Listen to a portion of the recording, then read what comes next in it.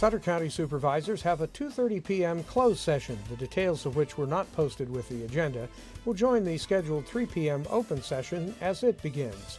On the agenda, impact fees and finding that there remains a reasonable relationship between current needs for general government, animal control, criminal justice, library, sheriff, fire protection, and health social services impact fees, and the purposes for which they were originally charged.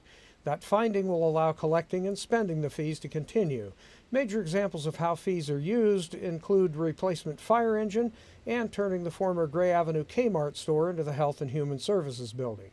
Trucks and highways are major items on the agenda. There's action about Highway 99 and Oswald Road. That's where a lot of neighborhood big rig traffic and some serious collisions have happened on the 99 expressway. Supervisors are poised to commit $1.5 million towards improvement at the intersection. Caltrans will pay near $7.6 million if a traffic signal is installed, or more than $10.6 million if a roundabout is selected. No choice of intersection improvement has been made yet. Construction could begin in the 2024-2025 fiscal year. Right now, Highway 99 traffic flows uninterrupted while stop signs halt east-west traffic on Oswald. It's fun in the fog. Meantime, the county painted a mock-up of a potential 99 and Oswald roundabout in the former Kmart parking lot at 950 Gray Avenue. They had truckers drive through it while the fire department shot drone footage from above, and county, Caltrans, and project design consultants observed. All the trucks, noise, and traffic near 99 and Oswald has Sutter County looking at future truck parking. It's about to start planning for that with help from a $100,000 reimbursement grant. Some areas that could be checked out are near 99 and Eager Road north of Yuba City, where there's already an interchange, Two-Door Road near the 99-113 interchange, land on Highway 20 between Township Road and Acacia Avenue in Sutter, and industrial land west of Sutter. You'll see the Sutter County Supervisors meeting live 3 p.m. Tuesday here on Yuba-Sutter.LIVE, presented by Plumas Lake Self Storage.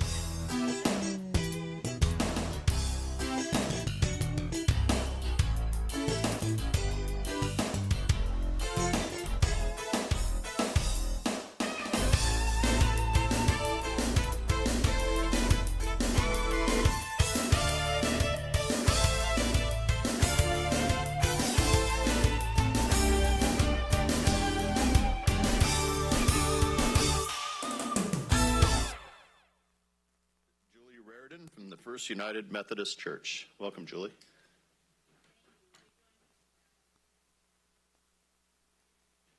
God, we thank you for this time together and the work that has to be done. We ask that each person here be honored and that we all glorify you with our behavior and our presence. God, as we go about the business, let us also remember the season and lift you up in your Son's name. Amen. Amen. Thank you, Julie. Please remain standing, and if I could ask Lisa Herbert to lead us in the pledge, please. I pledge allegiance to the flag of the United States of America and to the republic for which it stands, one nation, under God, indivisible, with liberty and justice for all. Okay, everyone may be seated.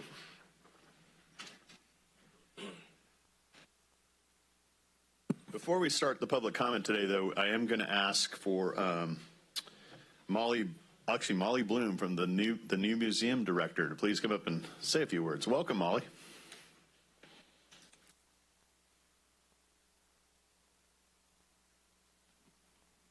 Hi, everyone. Thank you. My name is Molly Bloom. I just wanted to come and introduce myself. I'm the new director and curator of the Sutter County Museum. And so I've been working in museums for the past 9 years, most recently at the University of Nebraska at their Natural History Museum. And so my background is in museum work. I'm at art museums, history museums, natural history, science, and children's museums. And my academic background is in archaeological studies.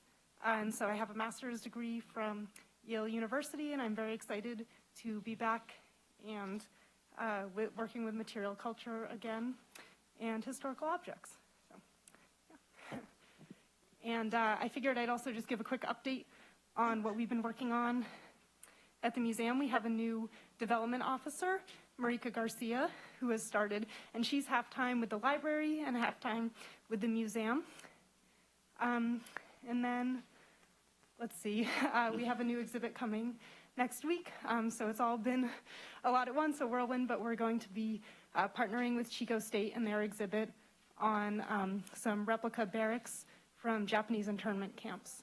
So we have a lot going on, and hopefully you'll all stop by, maybe do some holiday shopping in the gift shop, and I look forward to working with you all and meeting more folks here. Thanks. All right, thank you, Molly, and off to a great start. Let's give her a round of applause and welcome her to the museum. We look forward to working with you, Molly, and as you know, the Board of Supervisors will support you, so make sure to keep us in tune, and I think I'd encourage all of these guys up here to go shopping at the museum as well for Christmas gifts. Not a bad idea, guys. Okay. Next, we go to public comment, and I have a couple of speaker cards. First, Doreen Fuller.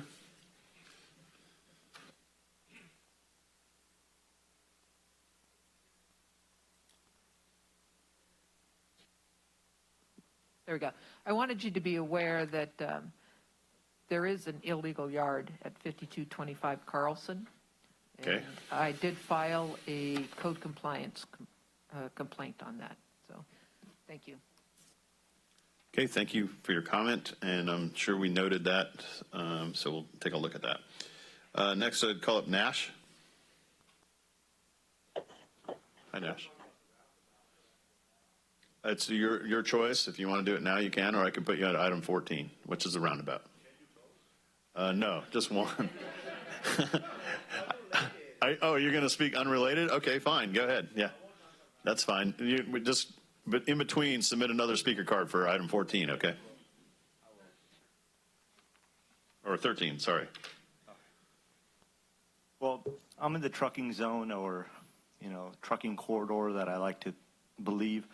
I'm trying to submit a plan to, expand my truck yard.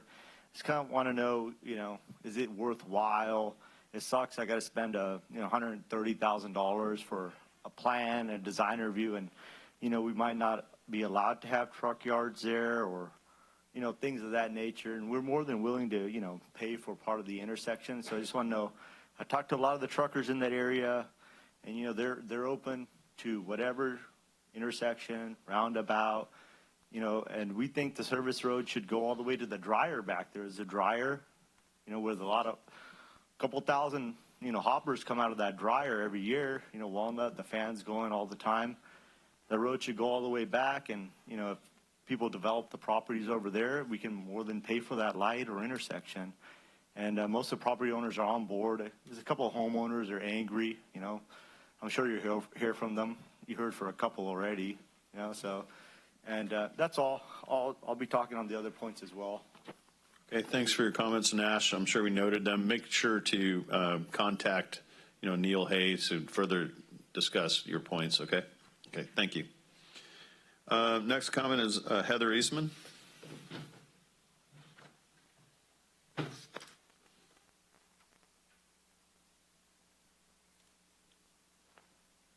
Yes, good afternoon, gentlemen. So I live in Yuba City, and I made some comments, I think not at the last meeting because that was last week, but the meeting before, about code enforcement. For those that weren't there at that meeting, I had complained in, I guess, late April or early May about a building that came up and some kind of interesting activities that may be occurring across the street, which is actually in the county. I was not contacted by the county at any point, at any time, even after that time, even though my name, and I did not make an anonymous complaint. I made a complaint in person. Sorry, it's just people talking here is kind of. And then I contacted the county to find out what was going on. The building is still there. It's still not permitted. Evidently, after I had made the complaint, the people decided to put in a permit. That isn't the way this should be working. They're not stupid. Everybody here is not stupid. You know what the rules are. The rule is you have to put in a permit first. You don't wait for the county to come to you and say, you can't put a building that's 30 feet long and 12 feet wide up. Doesn't matter if it's made out of metal or wood or anything else. They're not stupid. They have to know that. And then afterwards to put in the permit and just basically say, oh, I hope I'll get this permit approved when it's already been constructed and you don't know what kind of code infringements you've done after the building has occurred. I was told that by mid-December, if they hadn't made or in writing, I was told that if they do not comply with the rules, that they will be asked to demolish the building. Now, I'm not happy that my neighbor has to do that, but that was their choice. They decided when they put the building up without going to the county first, they know where they're at. They know whether they're in the city. If they don't know if they're in the city limits or the county limits, they can go to either one and ask. That's obviously not what happened. They just decided to put it up behind another building and hope nobody would notice. It doesn't work like that. And I applaud people that are here that are trying to follow the rules, but at the same time, you've got to kind of know there are rules there. Follow the rules like everybody else. I followed the rules. I went down to the city. I paid $300 just to get a shower put into one of my bathrooms. That was just a toilet. But I did that, and I followed the rules, even though there's probably other people who wouldn't do that. I did. And I just wanted you to know the status of that. Thank you. Thank you for your comments. And we'll move on. Let's see. Any other public comments? Did I miss anybody? Cards? You have one?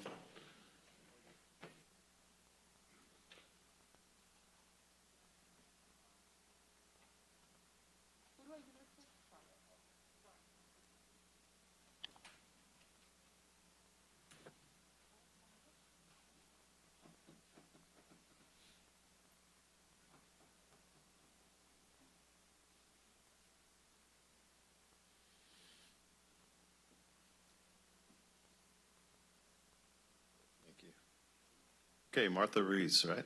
Okay. Hola, mi nombre es Marta Ruiz. Soy proveedora del programa IHSS, Cuidado de Casa a Personas Enfermas. Represento a mi sindicato UDW. Nuestro trabajo consiste en cuidar a personas y a niños deshabilitados. Nosotros les ayudamos a su aseo personal, los acompañamos a sus citas médicas, preparamos sus alimentos, hacemos sus compras, recogemos sus medicamentos. Las familias de nuestros clientes nos confían a sus seres más queridos. Yo, como proveedora, me siento orgullosa de mi trabajo. El tener la dedicación y la paciencia, porque esas personas se vuelven parte de mi familia. Gracias a California y al gobernador Kevin Newsom y a los legisladores y el Congreso por mantener el programa IHSS, al cual protege a clientes y a los proveedores con justicia, dignidad y seguir luchando por sus derechos de igualdad a nuestra comunidad, la soberanía y la democracia. Gracias. Gracias. And now that we have an interpretation of what you just said. Hello. That's Sandra. Go ahead. Thank you, sir. Hello, my name is Marta Ruiz. I am a home care worker with the program In-Home Supportive Services. I am caring for, we do take care of elderly and disabled, and we are part of a union, UDW. Our work involves taking care of elderly and disabled to make sure that they are at home safe. We do personal care, home care. We take them to medical appointments. We cook for them, and we give them their medications. Those people that are in the IHSS, they become our families. Me as a provider, I am very proud of my work and what I do, and I do it with patience and with care. I thank the governor of California and all the legislators that keep our program alive. I would like to, for that, our clients are safe with justice and dignity, and they continue living in their homes. Thank you so much for the opportunity to let me speak. Appreciate that. Thank you for your comments. Okay, there being no more public comment, we'll move on to the next item of the agenda, which is the consent calendar. I would entertain a motion. Move to approve 1 through 11. Okay, and we have a first by Supervisor Conant, second by Supervisor Ziegemeier. If I could have a roll call vote, please. If I could just actually clarify the motion that it's items 1 through 12. Yes, he did clarify that. No, that's all in one, on the consent. Okay, 1 through 12. Thank you for the clarification. Yep, and we have a second. Let's go. Supervisor McKelly? Aye. Supervisor Flores? Aye. Supervisor Ziegenmeier? Aye. Supervisor Baines? Aye. Supervisor Conant? Aye. Okay, thank you. The ayes have it. Consent carries. Move on now to appearance items. David Tom, Senior Civil Engineer. It's going to actually be done by Neil Hay, I believe. It's going to be done. The Director of Development Services. And if I could ask the clerk to please read the item. Approval to execute a cooperative agreement with Caltrans in the amount of $1.5 million as a county share for the construction improvements at the State Route 99 and Oswald Road intersection regarding a roundabout or traffic signal, and authorization for the Director of Development Services to execute the cooperative agreement with Caltrans. Okay. Hello, Neil. Good afternoon, Chair Flores and Supervisors. So here before you again with this matter that was previously tabled.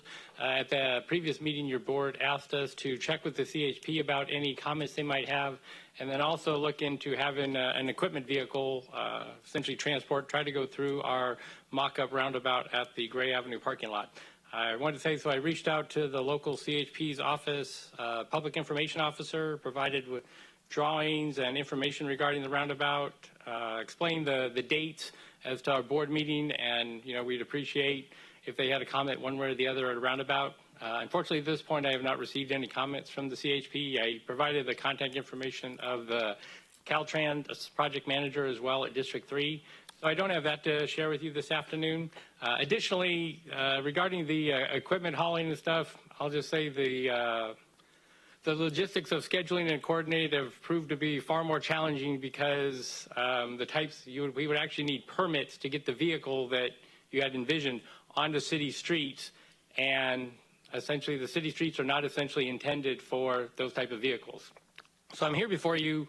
One, I wanted to try to discuss the need for the cooperative agreement. I think previously we explained that between our department, consultant, and Caltrans District 3, we've been pursuing primarily two options, which is either a roundabout or a traffic signal at this location to address the traffic, certainly heavy-duty truck traffic as well as automobiles. And we have developed those alternatives. We have a consultant that's working on the environmental document and the preliminary engineering for that. Once those phases are complete, then Caltrans would take the responsibility for the final construction design documents and any right-of-way acquisition that's required. And so what Caltrans has brought to us, and subsequently we brought before your board, was this cooperative agreement for the construction phase. So this would be the county share of the construction. Right now, Caltrans has the project program for 24-25. Fiscal year 24-25, they are half secured, their essentially share of the funding for the project, whether it be a roundabout or a traffic signal. And so they're looking for the county to essentially execute this agreement that we would provide our share, which I think as we previously explained is about $1.5 million, whether it's a traffic signal or a roundabout. So that would be, I think, step one. I think the other thing, there certainly has been a lot of energy and participation, and I think our department has tried to provide as much public opportunities for comment and just education as far as the roundabout. And I think we're to the point that I wanted to come before you and essentially recommend that the county would pursue a traffic signal at the intersection. And that would be something that I can go to our consultant, have the appropriate contract modified, for the environmental documents, and we will get with Caltrans and pursue a traffic signal going forward. I think there are various engineering and technical reasons that we've brought up the roundabout and some of the advantages. I think the public has brought up comments regarding driver education and just the interaction of different vehicles. And frankly, I think we're to a point to where traffic signal may be the most appropriate solution at this time in our jurisdiction. And so that's not necessarily something that you need to take action on itself, but I guess that's something that I can, can recommend to your board. I can get with my staff and with our consultant. We can make the appropriate changes to their contract, and then I could subsequently bring that forward, and the project would proceed. Caltrans, like I said, they have secured the funding, whether it's a roundabout or a traffic signal, and it is the county's responsibility to complete the environmental document and those preliminary design documents. So, one, we certainly want to see the intersection conflicts and just have it addressed, right? I think it's been an intersection of concern for residents and the traveling public for quite some time, and we really are trying to work with Caltrans proactively to meet the 24-25 deadline for construction. So that would mean that they would be, they have to complete their portion of the work and then have it bid, advertised, and awarded so the construction can begin. I'm happy to answer any questions you may have. I'm happy to take any other direction you might have, but like I say, at this point, I just feel a traffic signal may be the most appropriate alternative. Okay. Thank you, Neil. If I could, we're going to actually ask the public speakers to come up first, and then we'll bring it back to the board. So first public speaker is Nash.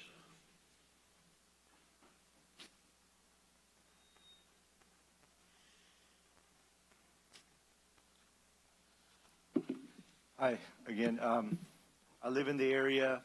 I also have a truck yard in the area. I know a lot of truckers in the area, some neighbors. But, we're okay with whatever you guys do, and we're also okay pitching in. And I talked to a few people, that 1.5, with all the properties out there, could cost the county hardly anything, if they develop the right properties. Most of the property owners are on board. There's a couple of homeowners are upset. You may or may not hear from them. I'm sure you will. But yeah, I think the roundabout is safer. I know it's not popular.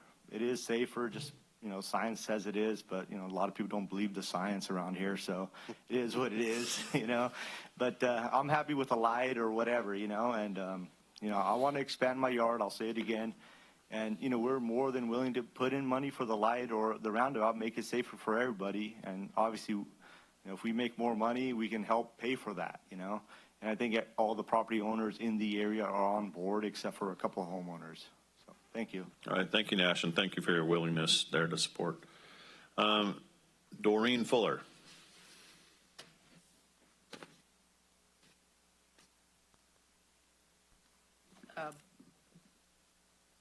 Personally, I don't care if it's a roundabout or a light.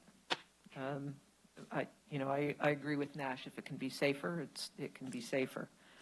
I think you should take the yards up on the offer that was just made to help with the improvements, because whatever is put in is going to be of benefit, not just to regular old folk like me, but also for the truck companies that are in the area. If it is a roundabout, well, I would ask Neil, if the development department is recommending a light, does Caltrans have to agree to that? Can Caltrans then say, no, we want a roundabout? That remains to be determined. Okay. So it could still be a roundabout, unless in your approval of the 1.5 million, you stipulate that it is just for a light, I would guess. My concern with the roundabout is not a safety concern. I'm used to roundabouts from when I lived on the East Coast. So it doesn't matter to me.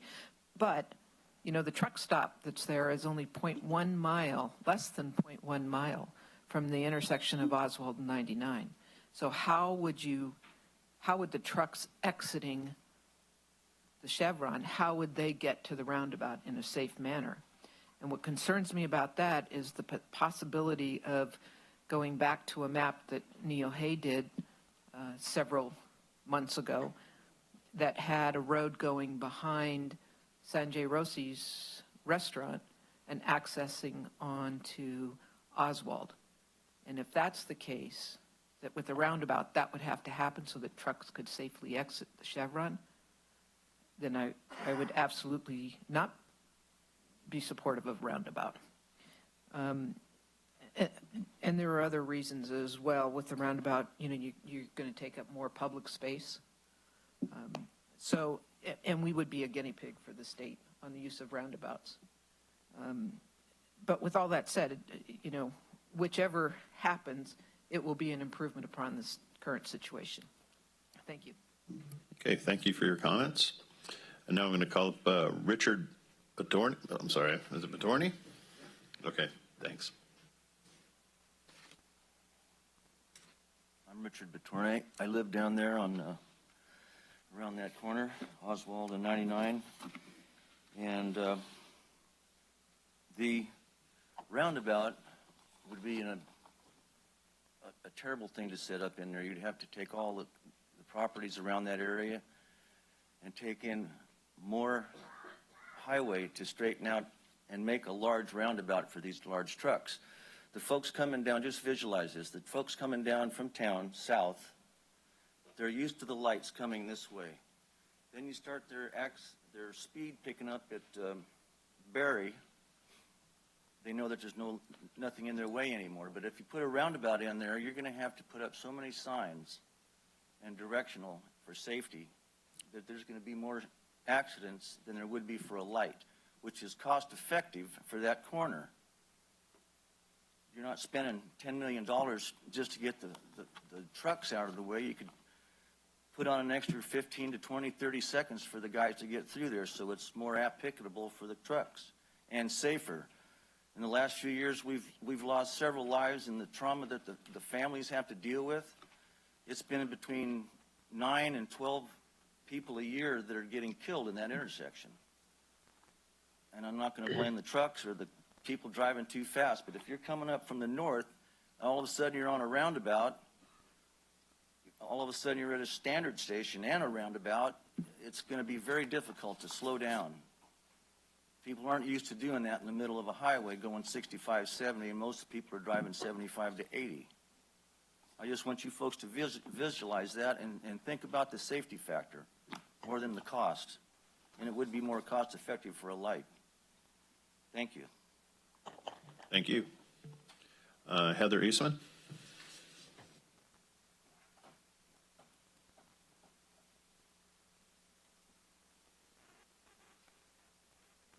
Hello again. I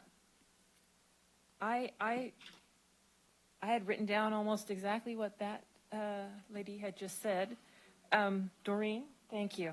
So, but beyond that, they haven't addressed, nobody's mentioned, because I had mentioned this 2 weeks ago about the gas station and Habitat for Humanity. When those vehicles are exiting and there's a roundabout or a light, it doesn't really matter which one at this point, how is that going to impact traffic? Because that's going to be another, there's no way of redirecting that traffic over to either the traffic light or roundabout. So you're going to have a situation, because those are trucks coming out of there as well. So if you don't have, you're going to have trucks coming from Oswald and trucks coming from there at the same time, and I can see that posing a problem already. It doesn't matter what you put in there. But this actually, so I don't live in the area, but this does impact me because I've worked downtown. We're currently working remotely, but at some point we're going to have to go back. Probably about this time when you've implemented something, and I'm driving through there in the mornings on the one way and in the afternoons. So everybody's thinking of this as it's sunny, it's daytime, it's dark. I had to drive back yesterday afternoon in the dark, in the rain. I took the bus because I didn't want to have to drive the car. And I was thinking about the bus ride back and how this is going to impact the busing. But if you're driving it from the north going down, once you pass Berry, there's like a section there where there's trees and things. You know how it goes around the corner? You can't see beyond that. So unless you're going to take out all the trees and try to come up with some sort of visual there so people can see that there's a light right there or that there's a roundabout right there, you're going to have a hard time trying to keep any accidents from occurring, let alone if it's fog, rain, dark, whatever else is going on. But I'm just curious about how much money we've wasted so far on this issue, on which way we're going, what are we going to do? Couldn't we have decided this like years ago if we were going to do one or the other? I can't deny, I mean, like I said, since 2017, I've been working downtown. I've never seen an accident on this intersection. I've seen plenty of accidents between Barry and the rest of town. Sure, there's more traffic at that point, but still, I don't remember ever seeing an accident there. I've seen one truck that came over, and I don't think it was even Barry. They must have come off of Barry, come around that corner, and taken it too quick because they had lied down on the side there, going from north to south. But I don't think that was an accident due to that intersection.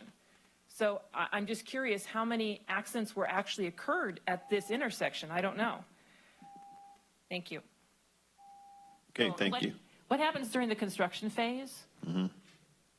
Okay. Opposed from a roundabout to a light? Because I don't think that's been discussed either. Okay, thank you. Sorry. Charles Ernst. Hi, Charles.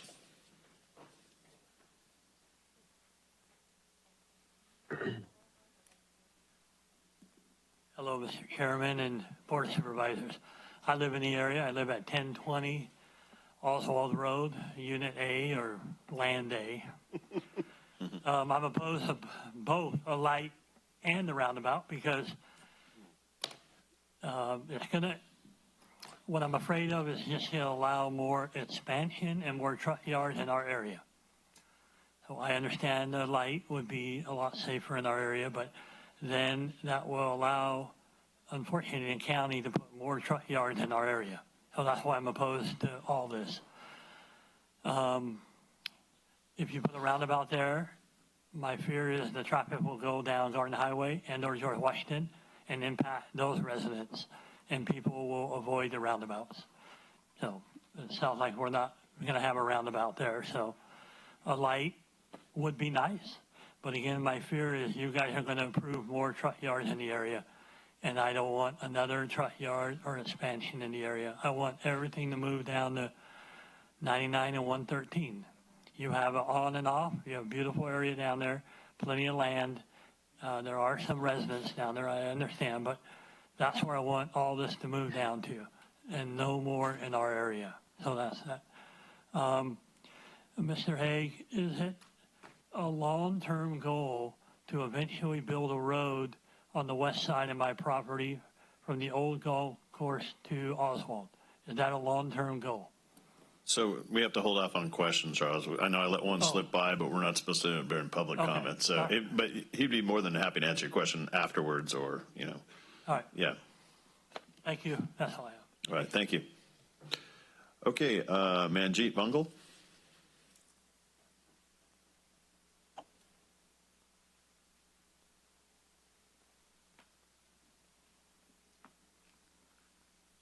Good afternoon, Board of Supervisors and staff.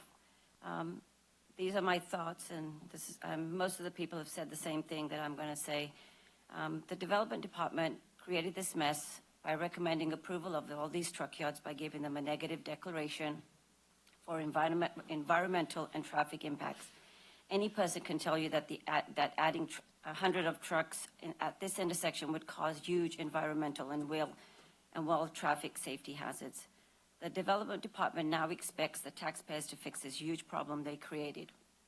The county has already committed over $1 million of these taxpayers' funds and want to commit another 1.5 to fix this issue. Why isn't the Development Department held accountable for their incompetence?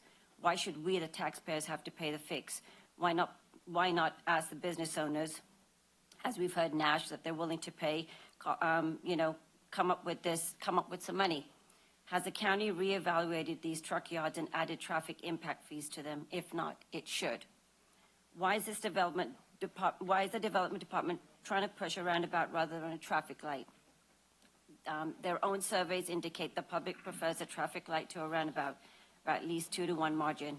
A traffic light would be a less risky improvement for safety rather than a roundabout that people really don't know how to use. We have traffic lights all along Highway 99 and traffic flows relatively well. I was born and raised in England and return back every year, so I am very familiar with roundabouts. And in the last 25 years, with more vehicles on the road, almost all major intersections that have roundabouts have traffic lights that have been added to keep the flow of traffic moving. You may think this undoubtedly offers a safe and efficient form of traffic, but they are also a source of confusion and anxiety for many drivers who are very unfamiliar.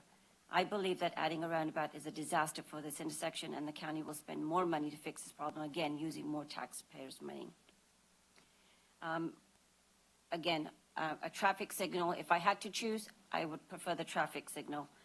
It'll save a lot of lives, traffic will flow better, but at the same time, I agree with Charles. If they are going to be putting a traffic signal, does that mean that there's going to be more truck yards in our area? We want to stop this. It's better to have them at 113. I know that the next topic is on that, so I'll discuss that a little bit more afterwards. Thank you. Okay, thank you. And next speaker is Heather Chambers.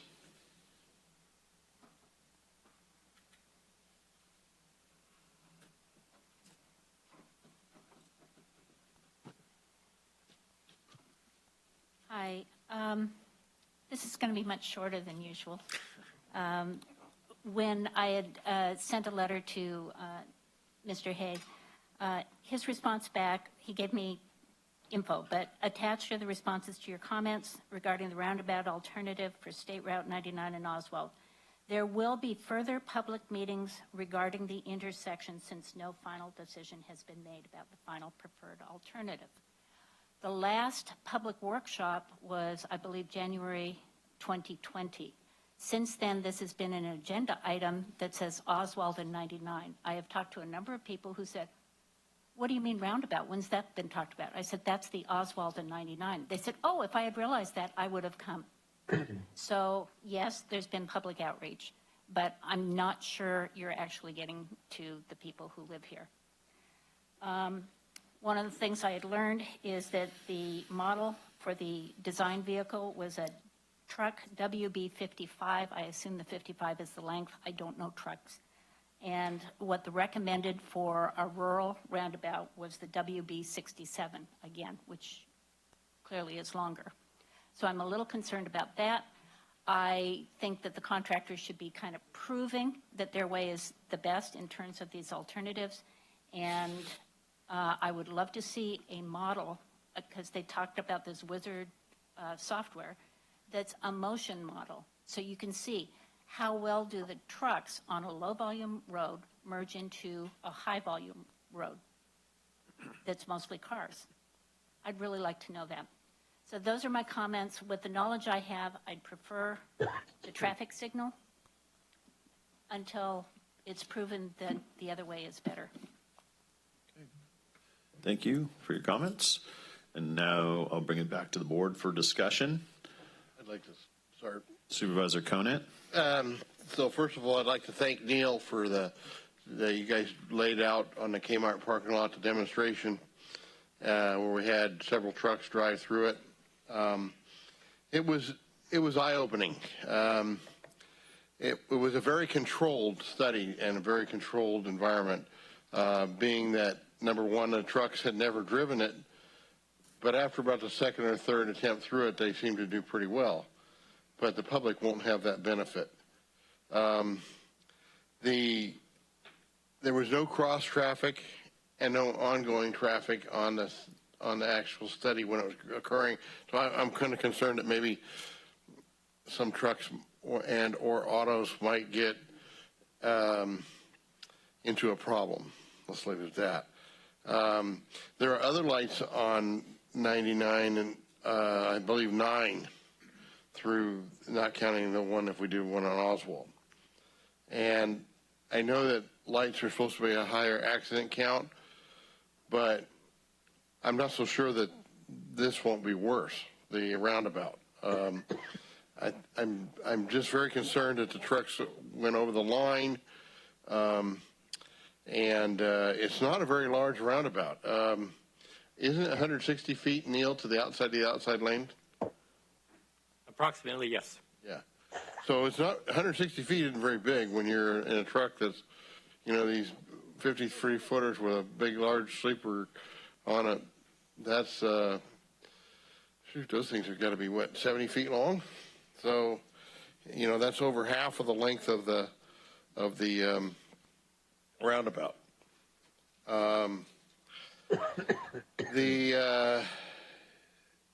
It should, I believe, Neil, that originally when they first started talking about this, a light might be almost 2 years quicker to build.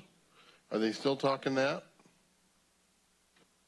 Essentially, at this time, it's programmed that either alternative would be constructed in 24, 25. Okay. And I'm also concerned about the gas station, which was brought up numerous times and before as well. Are they going to be able to get obviously if they're going to turn out of the gas station, I assume that we would block the center section of the road off so they could not make a head south out of the gas station? Neil? So that has been outside of the scope of the project at this time. That may be something that Caltrans addresses. If they did that, they could always go around the roundabout and back and use it as a U-turn. But I think there's a lot of questions haven't been answered on the roundabout. And at this point, I'm really concerned about anything other than a light. The light seems to be effective. And I'm just not sold that you can make those trucks do that kind of turn without having a lot of other vehicles damaged or destroyed. Because remember, they're in a fast lane and a truck goes and stays on the outside when they want to turn. I think there's going to be a lot of confusion. Let's put it that way. Thank you. Through the chair. Yeah, just one moment. So before we carry on with the discussion, I just want some clarification, Neil. So today you're looking to get a commitment from the board for an amount of money, whether it's a roundabout or a light, correct? You suggested a light, but it's something that we're still in discussion for. So yes, at this point, the cooperative agreement with Caltrans is to provide construction funding. And the way that works out is that the Caltrans funding, it's a different level of funding depending on the selected alternative at the intersection, because it essentially is based on a safety multiplier that the state allocates to various solutions. Either way, with either solution, an alternative, it works out to about $1.5 million to the county for construction costs. Additionally, the county, yes, has been brought up and we've disclosed previously, is the county has a consultant under contract that is essentially moving the project forward. And what I've offered is that the county will direct our consultant to pursue the traffic signal alternative.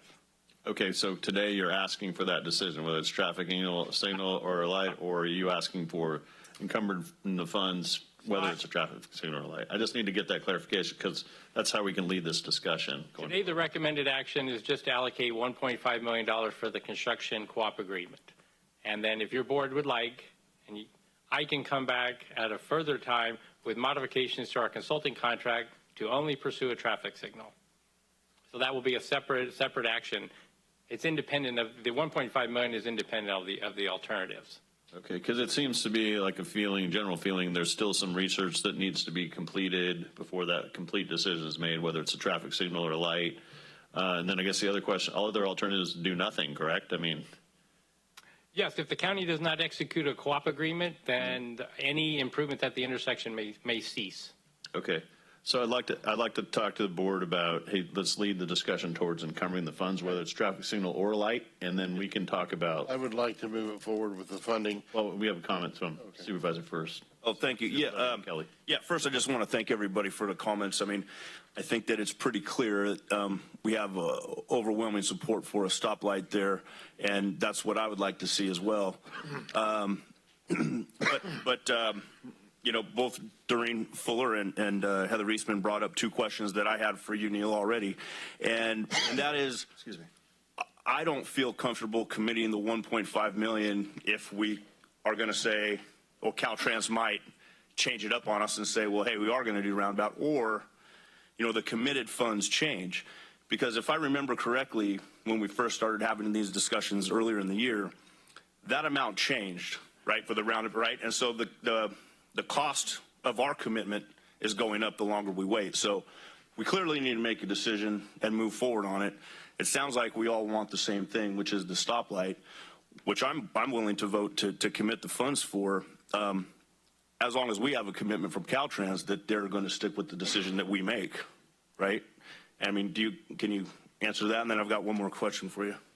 So I certainly can't speak on behalf of Caltrans, and that's the final alternatives and all those things are not done. What I am, I guess, expressing is that we have a consultant under contract, and we can direct that consultant to finalize the alternative and the design of a traffic signal. And we've spoken with Caltrans, and verbally, yes, they are accepting of a traffic signal alternative. That's why it's been studied and discussed and all those type of things. And to, I guess, maybe answer one of the public comment questions. So to date, the county has followed, through our consultant, has followed the protocol for an improvement on the state route system that's mandated by Caltrans. So the studies, the public comments, the documents, the exhibits, all of that is required. There's no shortcutting of that, and it's partially due to the CEQA, the California environmental laws, that you have to research alternatives and the impacts and the benefits. So with that said, no, Caltrans has not provided a written document that says, yeah, they will go, because they, I don't believe, will make that, provide that document until our consultant completes the environmental design and the preliminary design. And that's what we're trying to work on. And all we're trying to do, if we don't execute the construction agreement, then the improvements may not be made in 24-25. Right, their funding will go away. They've already gone to the California Transportation Commission, and they've already secured their funding for either alternative for a certain fiscal year, and it's allocated. So if we don't come through, then they may lose that funding, would have to reapply. Could be a 2-year cycle. So that's why our department is just trying to move forward with the construction agreement. Yeah, is the amount, whether it's a roundabout or a traffic signal, but as I've discussed, we would direct our consultant to proceed with the traffic signal. Okay, thank you, but I think that maybe doesn't make me feel quite as good as I want to, just because now we're committing funds to our engineer and the 1.5 million. I mean, I don't want to punt this down the road any further because we've done it so many times. I mean, I'd like to commit the funds so this doesn't get too much more expensive for us. But I don't know how the rest of the board feels, but I mean, is it worth waiting to try to get clarification from Caltrans that if our engineers are committing to a light, well, they'll commit that they're going to also commit to the light? I mean, so we can certainly check after this meeting. Like I say, I don't believe Caltrans will commit until the preliminary design is complete, and that still has, I'll say, approximately 6 months to go. We can certainly delay until that time. I wouldn't recommend it. I recommend the county takes this opportunity. The 1.5 that's being allocated is not until fiscal year 24-25. Okay. So it's 3 years away from now. And all we're saying is that we're going to be a partner to the improvements that occur there. Yes, I feel very confident that if the county wants a traffic signal, that's ultimately what will go there. Okay. Well, I would say that if we're going to spend money with the engineering for a light, and they decided we're not going to have a light, they owe us for the engineering fees, right? I would think. Right.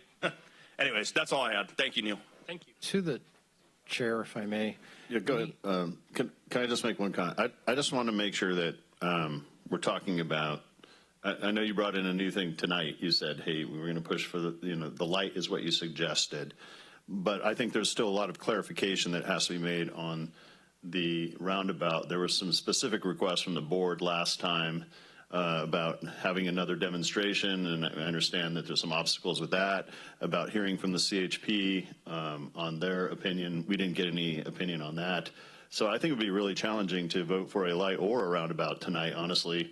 But I'm not so sure it would be that challenging to vote for committing the 1.5 if this board wants to move forward with anything on that intersection. So I think that the question for us, 5 up here, is whether or not we want to move forward. And if so, then we need to call the question, as you mentioned, Nick, and say, do we want to move forward, and then come back and talk about roundabout versus light from that. At least we can commit the funds. We know that we can still get participation from the surrounding neighbors. We've had that commitment, but we just need to decide whether or not we want to do something or nothing. I think really that's where we're at. Through the chair. Yes, sir. So, again, having tabled this issue, we had no intent to stop the process by any means. I think the last option that you mentioned, not doing nothing, is not an option, right? We understand that public safety is our number one responsibility up here, and that something needs to be done, whether it's a roundabout or a signal traffic light. That the request was made to staff to bring in the four corner property owners, reach out to them, see what their concerns were, to reach out to the trucking companies that are actually already in that area, reach out to the truck stop owner, reach out to all the residents, right? In addition, open it up to the entire community to go through that demo. We gave them options of who else should be invited to that demonstration and the size of trucks, whether they were, 9-axle trucks hauling heavy equipment at the same time with, different adverse situations. But I think the most important thing is that the purpose was not to delay, it was to get more public input, right? And we understand that no one's trying to avoid this. We hear this a 24, 25 project date, but having heard this, that going back to Supervisor McKelly's comments, the consultant's fees aren't going to stop until we make our decision of if it's going to be a stoplight or a roundabout. Those consultants we're paying, that clock's going to continue to tick until we tell them, hey, no, there's no longer, the roundabout's out of the equation, right? So that we have to do something tonight. I mean, waiting to hear from Supervisor Ziegemeyer on what his concerns are, but if we can allocate the funds and come back, to identify which option we're going to go with, I think that obviously we can support that, and we need to make sure that's what we do tonight. All right, thank you, Supervisor Baines. Supervisor Ziegemeyer. Through the chair, Neil, where's the 1.5 coming from? So it could come from some of the county's allocation of SB1 or other gas tax monies. You see, who is this stoplight going to benefit? I know we're going to say public safety, but it's also going to benefit four corner owners of that highway. That's who it's going to benefit the most, and it's going to quadruple your cost on that property. That's the truth. My problem is I got a hard time spending taxpayer money on a Porsche, on a stoplight, that if we set the presidency this now, we're going to do this for all the other business owners. I feel like they're going to come up to us and ask the same thing. Hey, I got a piece of property here on 99, a piece of property here. Can you put a stop sign in? I'm serious. And that's what makes me nervous. I can put on my staff hat and go reach out to Sergeant Whitmer tomorrow. He's gone today. He's the acting commander for the CHP. I think it's absolutely asinine that we don't have any information from him right now. Not really happy about that. But the biggest thing is people are going to reach out and they're going to say, who's paying for the stoplight? And I want to look them dead in the face and say, hey, look, this is where the money's coming from. And I'm all for a stoplight, but it's tough to spend this taxpayer money on a stoplight that is going to benefit four business owners in that area right there, as long as public safety. And no one talks about that. And that's the brutal honesty. That's the truth right there. And so Nash brings up a good question. Landowners sharing in the cost sharing in that. Have we looked into that?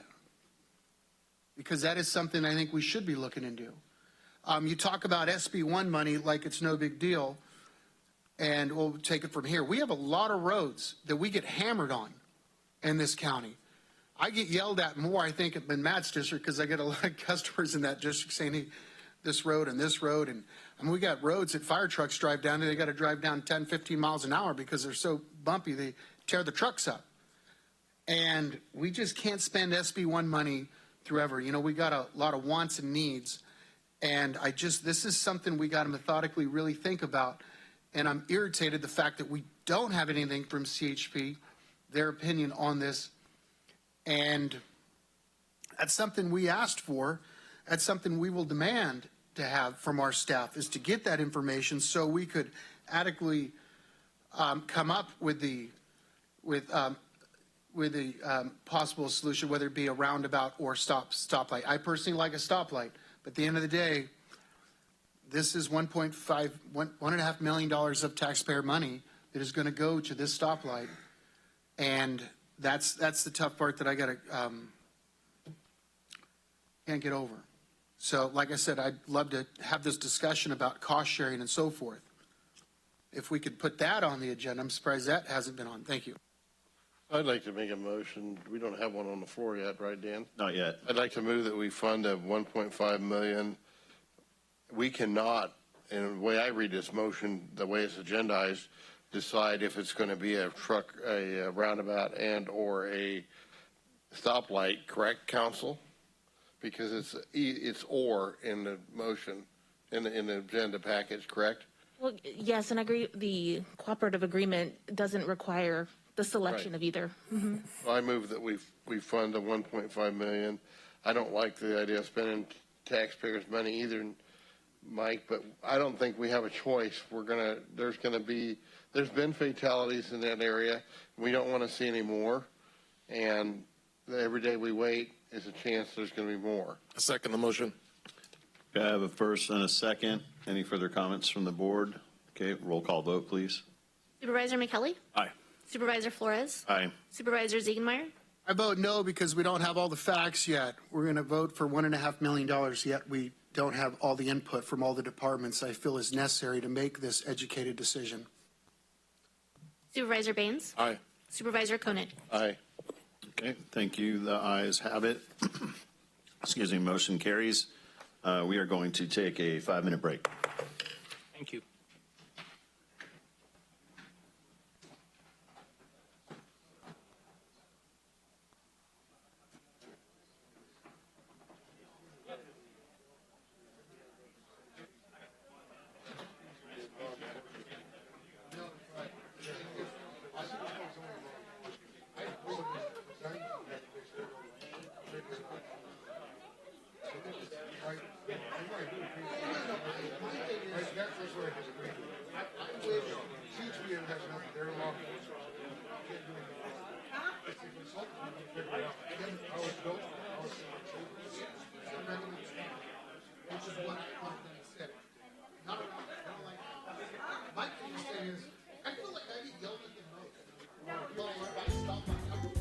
Yuba-Sutter.LIVE's local government live streams are presented by Plumas Lake Self Storage in Plumas Lake, where lifelong local residents are helping other residents keep things safe, providing indoor storage units, outdoor RV and vehicle parking,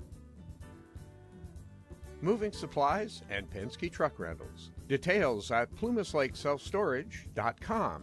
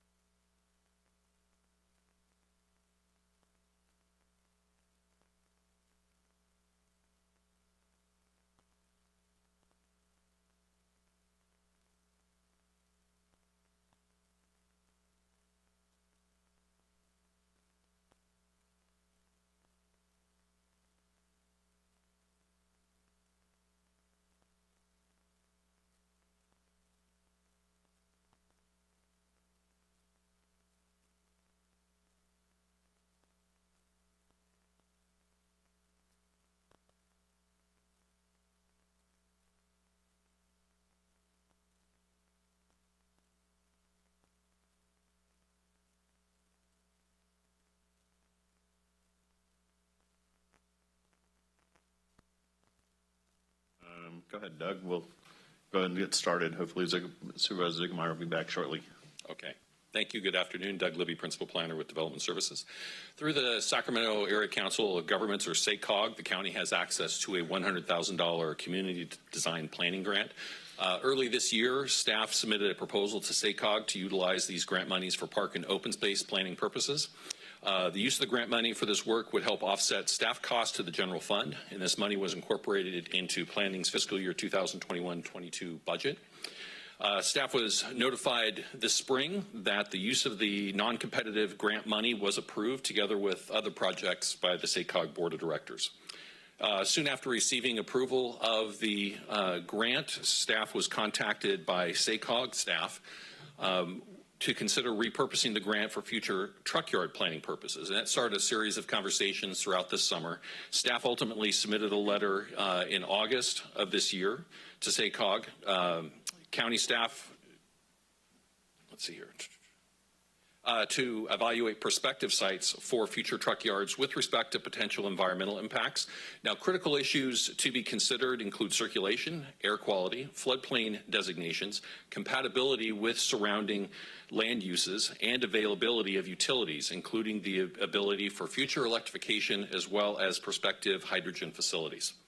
Now, staff has laid out some ideas for study areas for future truck yards in the county, and they were a couple of the locations touched on earlier today. One of the locations could be north of Yuba City at Highway 99 and Eager Road. That's an interchange that's already in place. Another location could be Highway 113 and Highway 99. As you're well familiar, there's another interchange in that location. There's existing industrial land located west of our rural planned community of Sutter along Highway 20. And this is a kind of carrying forward for the discussion we had at our October 26th General Plan Study Session. And that was land located along Highway 20 corridor between Township Road and Acacia Avenue. As we talked about in October, the idea that the county has existing employment corridor land within a floodplain located south of Yuba City, primarily around Oswald and 99. Which makes it difficult to develop due to a lack of infrastructure and being located in a floodplain. The county could look at repurposing that land and move it to a location where it's either out of a floodplain or in a very shallow floodplain area.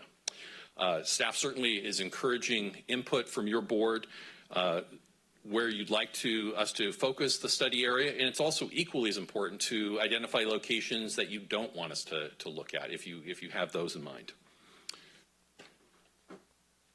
Now, it's important to recognize that there will be a general fund impact since the original use of the grant monies was to fund staff time. But before expenditure of any monies, staff will develop a proposed scope of work, needed consultant services, and budget, and return to your board at a future meeting where you would consider that. So that would conclude staff's comments unless you have any questions. Thank you. Through the chair. Okay, thank you, Mr. Libby. Supervisor Ziegemeier, could I do the public comments first, or or would you like to make a comment first? Public, okay. Okay, we'll start with some public comment, and then we'll bring it back to the board. If I could have Steve Geiger go up, please. Come speak. Good afternoon, Mr. Chairman, board members. My name is Steve Geiger. I live in Yuba City, and I've been a resident with Sutter County for nearly 20 years now, and I've worked as a professional land use planner for 30 years. Now, as stated in the staff report, county staff submitted this grant proposal last February, and it was approved in May by SACOG to use the money for park and open space planning purposes. This item, however, seeks to repurpose or redirect the grant money for future truck yard planning purposes within Sutter County. Now, one of the most important foundational principles of good land use planning is to take and make decisions while looking through the lens of how will this decision benefit or how will it impact the entire community that you're planning for, and not just for a few select property owners or individuals. And this principle was played out in August 2020 right here in this very room when the board considered an 84-lot estate residential subdivision that was proposed on the east side of the community of Sutter. In response to concerns that were expressed by residents, and there were many that night, the board questioned staff on a variety of issues. What will the traffic impacts be? What are going to be the impacts to neighboring ag operations? Can the sheriff and fire department adequately serve this subdivision? And finally, staff, what about having the developer provide a park? Sutter really could use a park. Sutter needs more park area.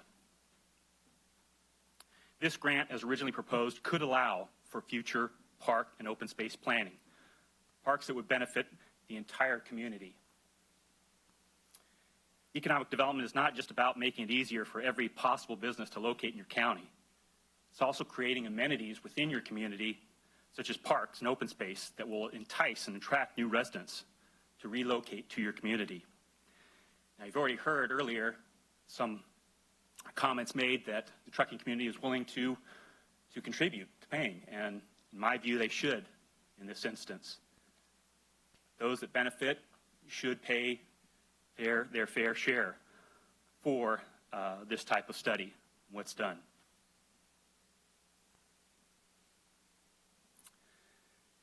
We should be looking to utilize this money instead of for truck yards, for parks, open space areas that we can point to and be proud of. You think of communities that have done things well like that. You think of Chico, Bidwell Park, you think of Reading, Sundial Bridge. Those are real assets to those communities, things that they can point to. They can say, hey, I live in this community. You know, you're not going to hear too many people make the comment, hey, I'm from Yuba City, and we have some beautiful truck yards there. Thank you for your time and consideration today. Mr. Geiger. Okay, Mr. Whitaker, Jim Whitaker. Honorable Chairman, Honorable Board of Supervisors, I am Jim Whitaker, and I am speaking here as a citizen tonight. So I just want to make sure that when you're looking at unincorporated areas for future truck parking, that you look at one F Park, because F Park currently allows ag truck to be parked there, but they don't allow state trucks to be parked there. So I would hope that in your studies that you look at those areas of F Park. And also, I have to agree with Mr. Ernst here that, 113 is obviously an attractive area for future truck parking. So if you could look at that area as well, because I think that would behoove a lot of the truckers to move down that area. And obviously the ingress and egress of getting on and off the highway is already there. So if the board can please consider those two areas, I would be much appreciated. Thank you. Great. Thank you for your input. Appreciate it. Okay, next speaker, Raj here.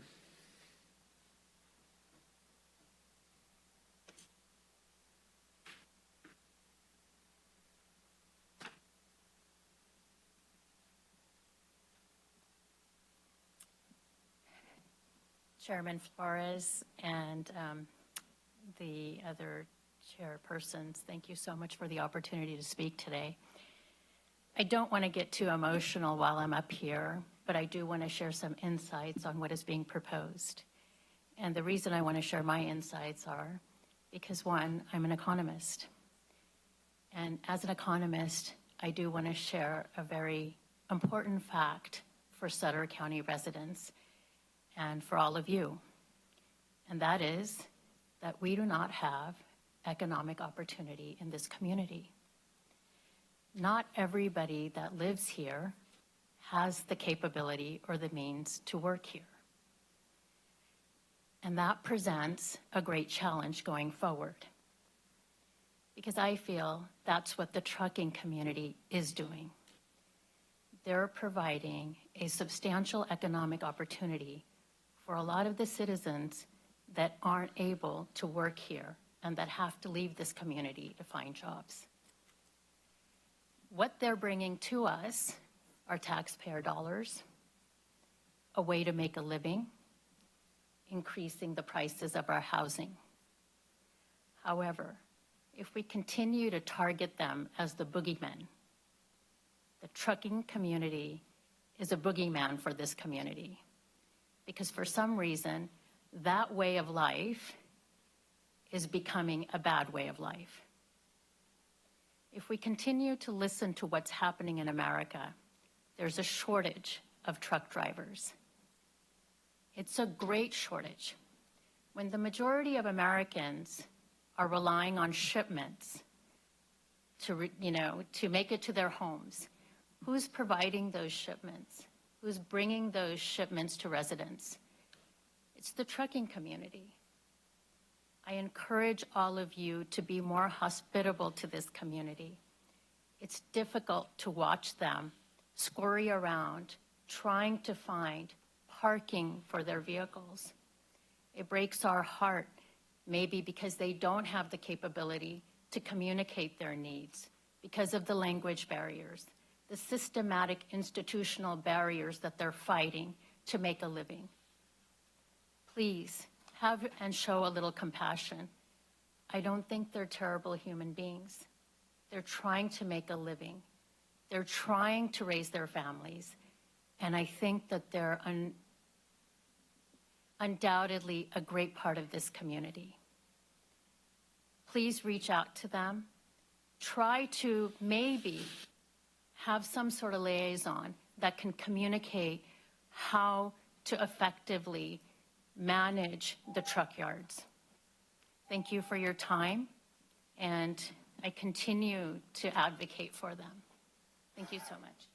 Thank you very much. Heather Eastman, please.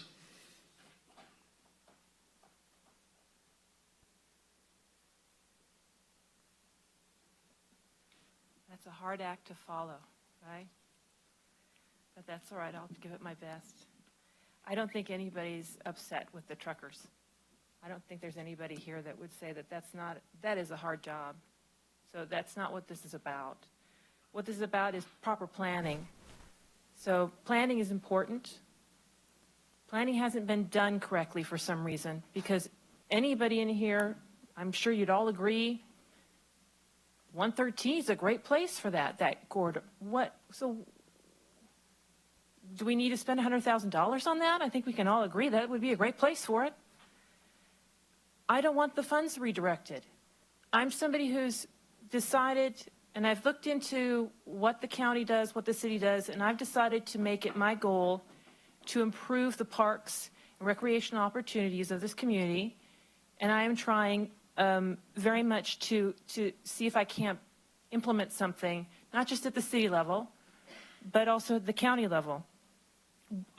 To my knowledge, we don't have any community park spaces like some that you might find in Placer County or other places. You were given the money for that. You asked them for that money for that purpose.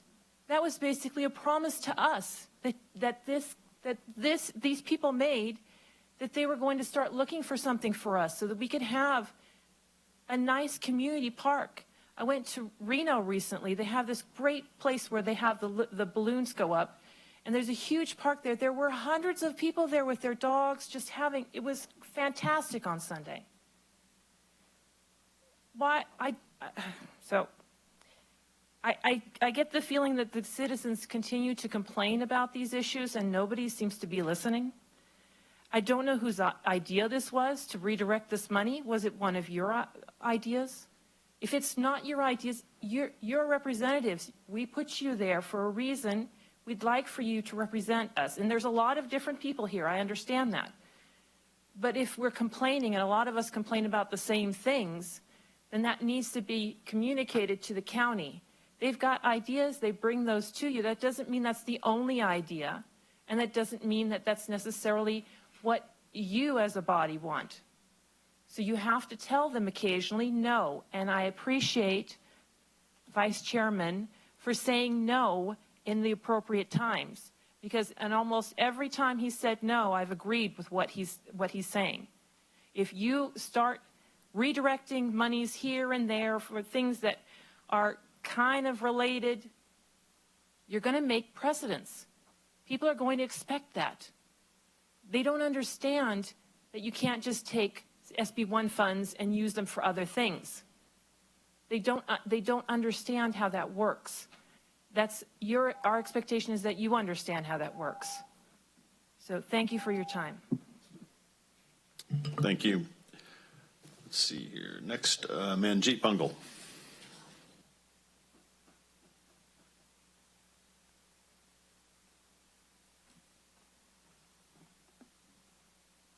No, that's a tough act to follow, especially what I'm going to say. I'm so glad that we're finally discussing, considering planning solutions to where these huge truck yards would better fit in this county. Sutter County has received $100,000 from SACOG to study the placement of future truck yards. The 4 possible areas that the county suggested are really good placements and should be focused on.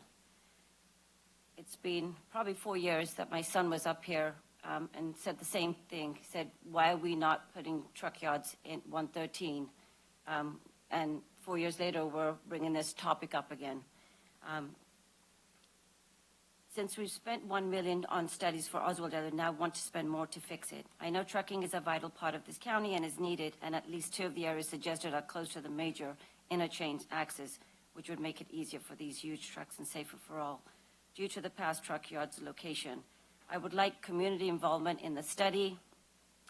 If it gets to that, and we'd like to have one board to appoint 1 community member from each of the 4 suggested areas to be part of the study to get local community input. Thank you. Okay, thank you for your input. And now NAR.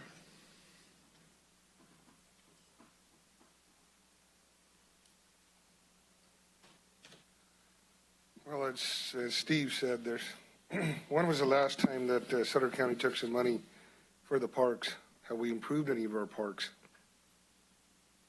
I don't think we did. We need to spend some monies on our parks, take care of our parks. Also, there's plenty of industrial land that's already exists in place. I think those places need to be looked at. Just like the board, previous boards and boards before them, they decided to put the trucks in the Oswald area. There's some stuff there that can be looked at. There's industrial zoning properties that can be looked at. Another great place is South Sutter County. 113 is a good place to look at. There's plenty of parking area. We just need to have a better planning area. We don't need to ship them up to the west or the north or the south or whatever. There's plenty of M1 zoning properties here in Sutter County. That's basically along the corridor that needs to be taken care of. We need to have a better planning. We need to be decent to our truckers. I think they're good people, just like my wife said. I couldn't say it better.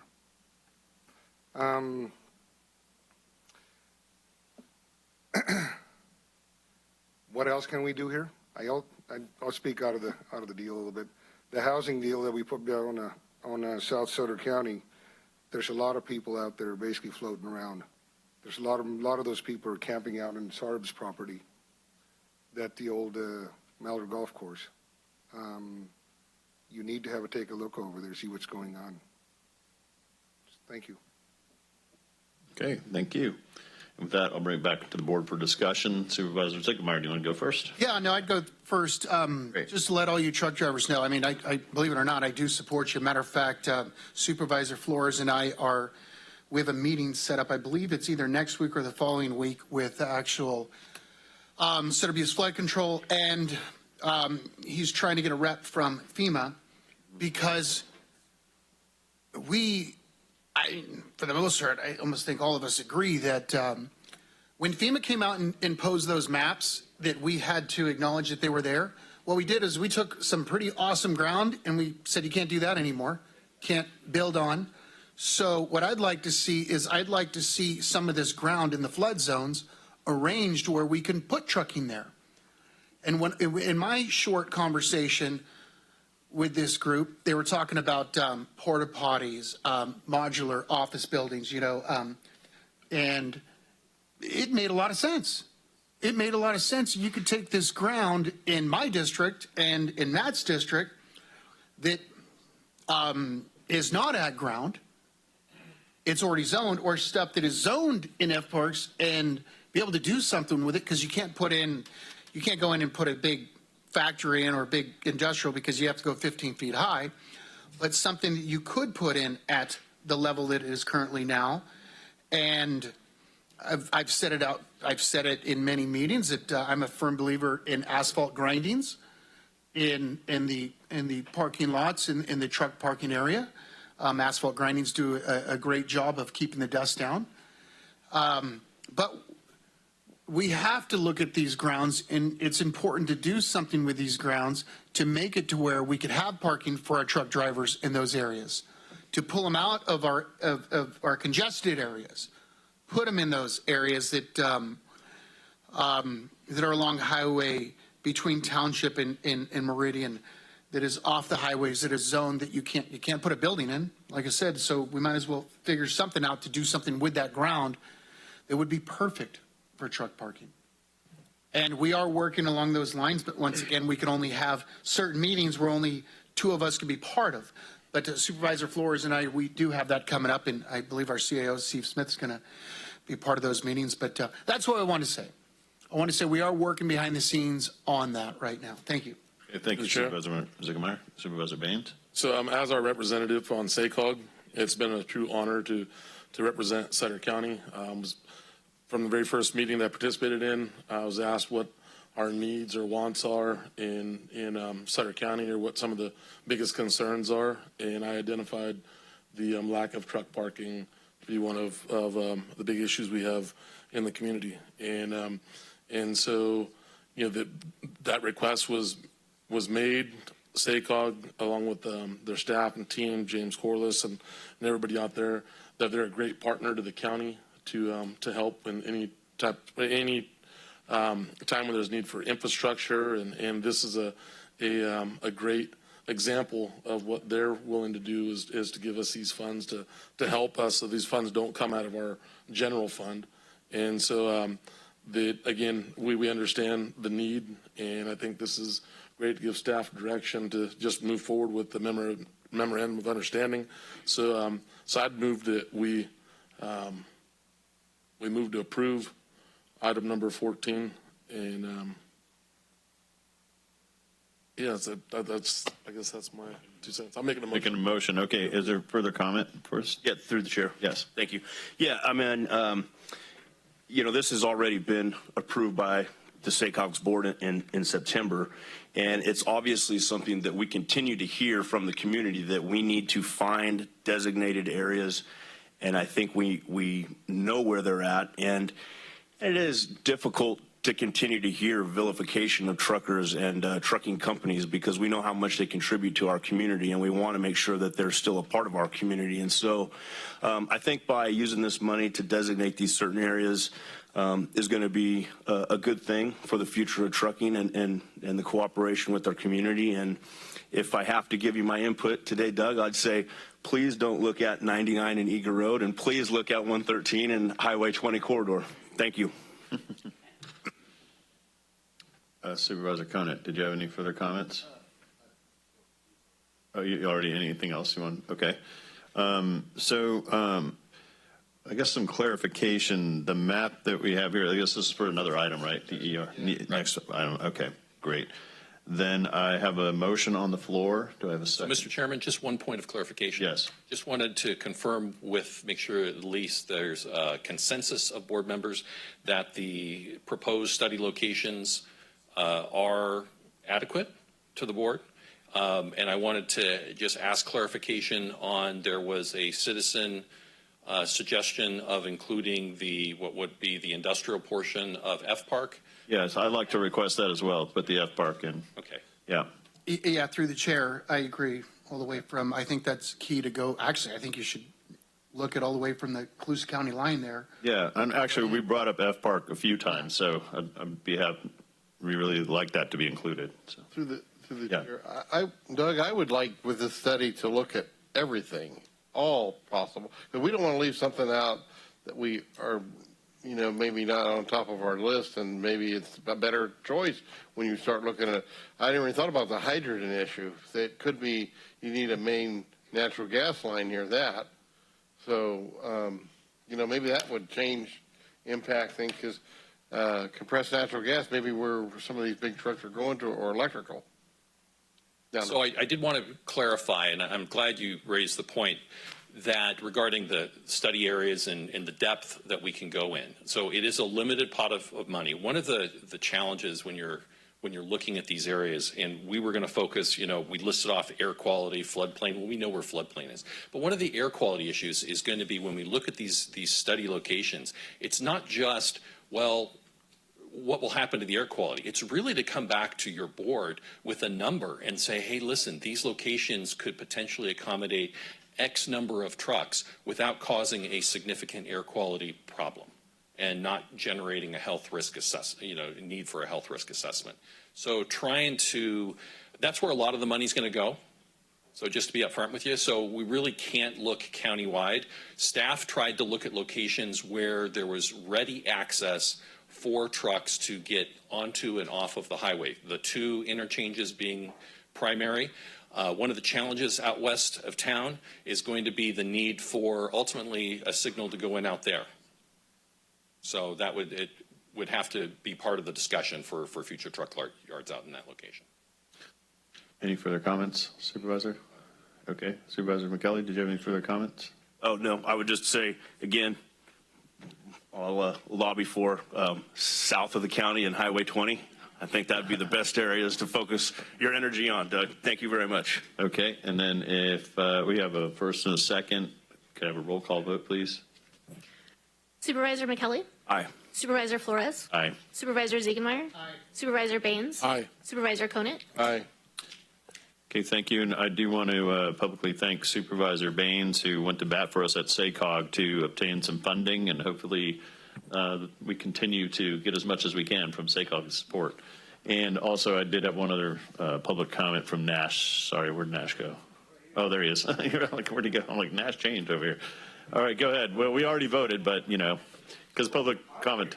I filled out 2 cards, so I'm going to make a comment. Okay, go ahead. So, if you ask anybody in town, where's the truck zone? They're going to say Oswald. So I would say, please consider the area we already have. Why not kill 2 birds with 1 stone? We need infrastructure over there. We already got the trucks. We're not going to just move all these trucks. What's wrong with having that as the truck zone?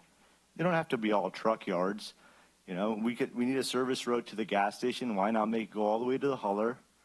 There have been talks of a golf facility, a shooting range there, but if you ask people in town, they're going to say, where's the truck zone? You say Oswald. That's like truck world out there, right? That's where all the truckers are, right?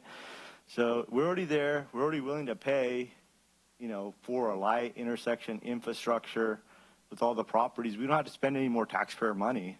Seems like a no-brainer.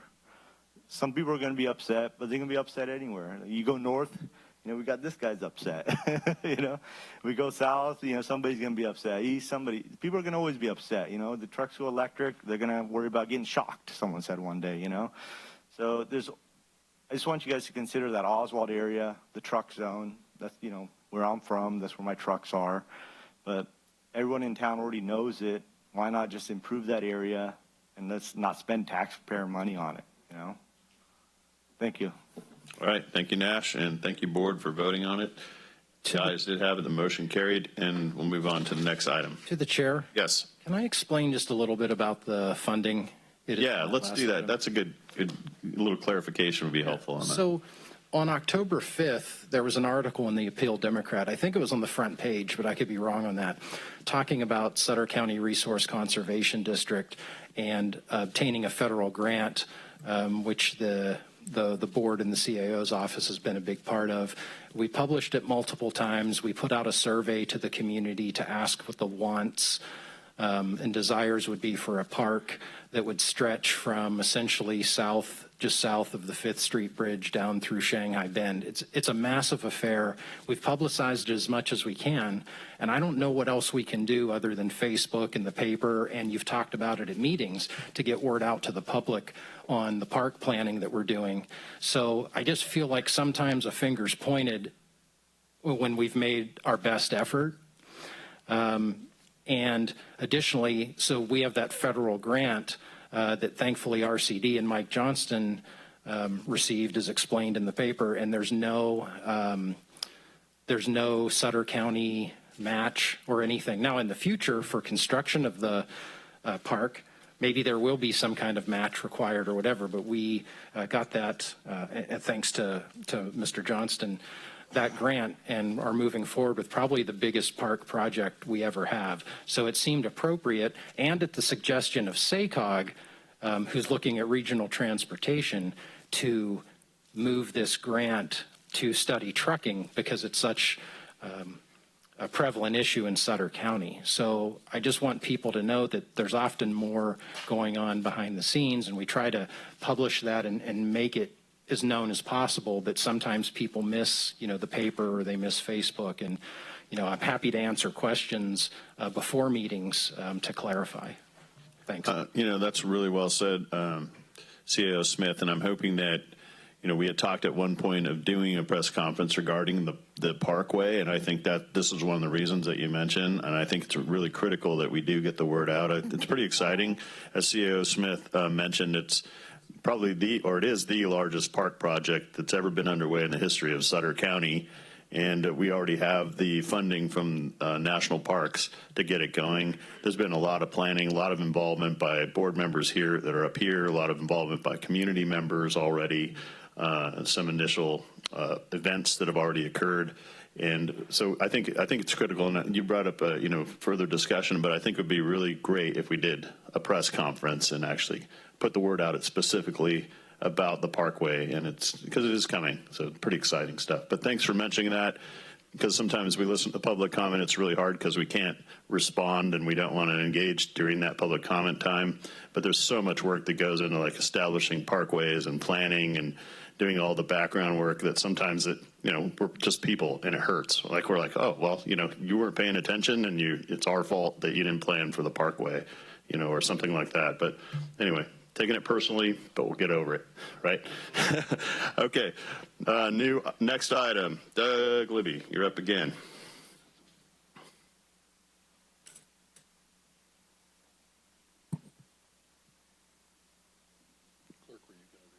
Go ahead if you want to read it. Authorization to initiate a general plan amendment to revise policies pertaining to the establishment of estate residential parcels within the unincorporated county and incorporating updated floodplain mapping as previously approved by the Board of Supervisors. Go ahead, Doug. Mr. Chairman, there should have been a map handed out to you ahead of your meeting. Perfect.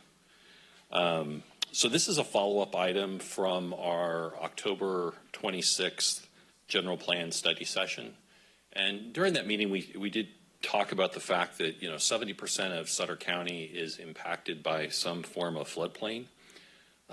We also have another large chunk of land, the Sutter Buttes, that we like to protect. And there's limited development potential at that location also. So cumulatively, a large portion of Sutter County is either we don't want it to develop or it's severely impacted for development to occur. The cost to develop new homes has increased due to the requirement to elevate finished floors to a location 1 foot above the base flood elevation, and the cost to increase construction costs to comply with floodplain requirements. So in response to the board's feedback provided back on October 26th study session, staff has carried forward a number of proposed policy changes to our 2030 general plan for your consideration. And I'd like to just kind of read them off here. Revised policies to provide an opportunity to establish, and when I say provide an opportunity, I mean for someone to be able to submit a general plan amendment, a rezoning, and a tentative map, either a parcel map or subdivision map. To establish new estate residential zoned land, and just a refresher, ER zoned land is minimum ½ acre up to 3 acres in size. Within 1 mile of the Yuba City sphere of influence, if existing parcel sizes are already below the minimum general plan designation for the area, either 20 or 80 acres, and the proposed project complies with our agricultural buffering standards that are already adopted by the county. Item number 2, revise policies to provide an opportunity to establish new estate residential zone land within 1 mile of the Yuba City sphere of influence for parcels that comply with the 20 or 80 minimum parcel size. And this is the big caveat: if more than 50% of the surrounding land that borders the property is already less than the parcel size minimum or has been previously converted to either ranchette or estate residential development. Number 3, revise policies to provide an opportunity to convert ranchette zone land. And just as a refresher, ranchette parcels are size 3 to 10 acres in size. Within 1 mile of the Yuba City sphere of influence to estate residential if the proposed project incorporates agricultural buffering consistent with the county standards. Now, a couple of guardrails on the proposal would be, in order to qualify for the rezone, the property would have to be located within a floodplain not exceeding 5 feet in depth. Proposed projects will need to demonstrate compliance with the county's adopted septic ordinance. Sufficient potable water supplies can be provided. Drainage improvements have been incorporated in the project consistent with the county's improvement standards, and sufficient access to provide to each lot on the project and to the project site, or conditions have been added to the project for needed improvements. And last, amending Chapter 10, which is our public health and safety element in our general plan, to incorporate the updated floodplain mapping that was adopted by your board back on September 14th. Now, the map that was handed out or included in your staff report is also up on the screen. You'll see that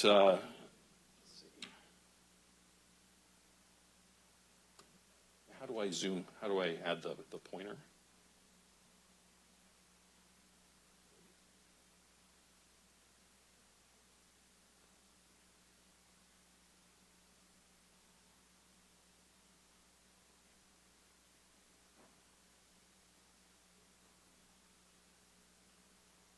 So can you make out that one? Okay.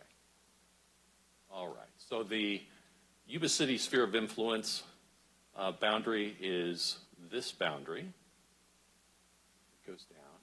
And then the 1 mile boundary that was laid out is located here. That wraps around the sphere of influence. So within there, you'll see a couple different colors. The lighter green are the parcels that are already below the 20 or 80 acre minimum specified by the general plan. The brownish color that you'll see right in this area would be estate residential land that's already established. There is some darker green kind of on the periphery. Those are parcels that have a small portion that's within the boundary, although staff would probably recommend that they be excluded, just because if they were to develop, then what you would have is some future property owner saying, well, you let them do it, now you have to let me do it outside this 1 mile boundary. The 1 mile boundary is a pretty clean line that we can delineate around the sphere of influence.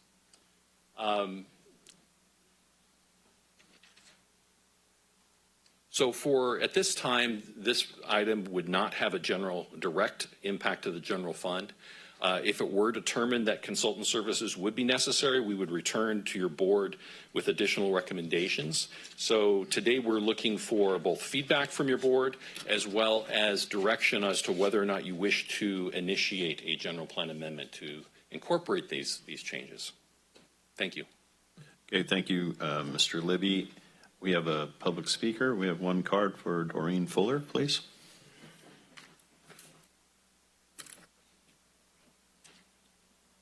My only concern with this is that if you're going to revise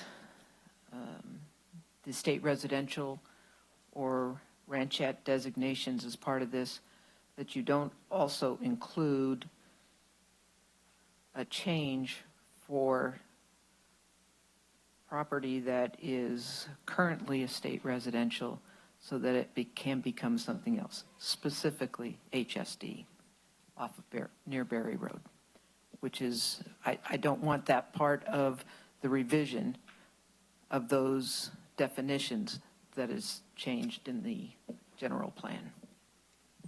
Okay, thank you for those comments. I'll bring it back to the board. Who's up first? Anybody? Supervisor Eggemeyer? I always go first. What the hell? All right.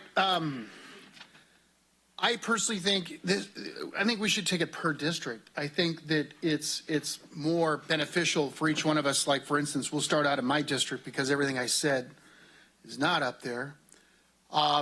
I have constituents, I mean, I have all the property owners. When you look at, we'll start out with Highway 20.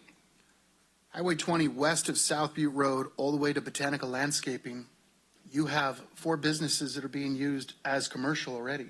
There's no orchards there. There's no agriculture, but yet they're zoned agriculture and they have use permits. To me, that makes sense. Right there, you have a egress and off, I mean, frontage road right there. It's absolutely perfect for some sort of industrial commercial use. And then you look at Highway 20. I've spoken to all the landowners on on Acacia Avenue. You have Farmers Rice Co-op. You have the old bean warehouse. You have Sutter Rice. Zoned agriculture.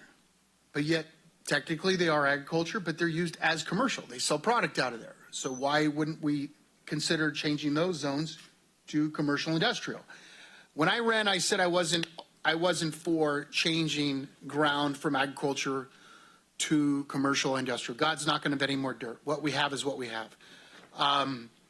And I think when we take it piece by piece, when you look at like Farmers and the West Lamb and Sutter Rice, you have pieces that are already being used as some sort of commercial industrial. They're warehouses. Why not zone them that way?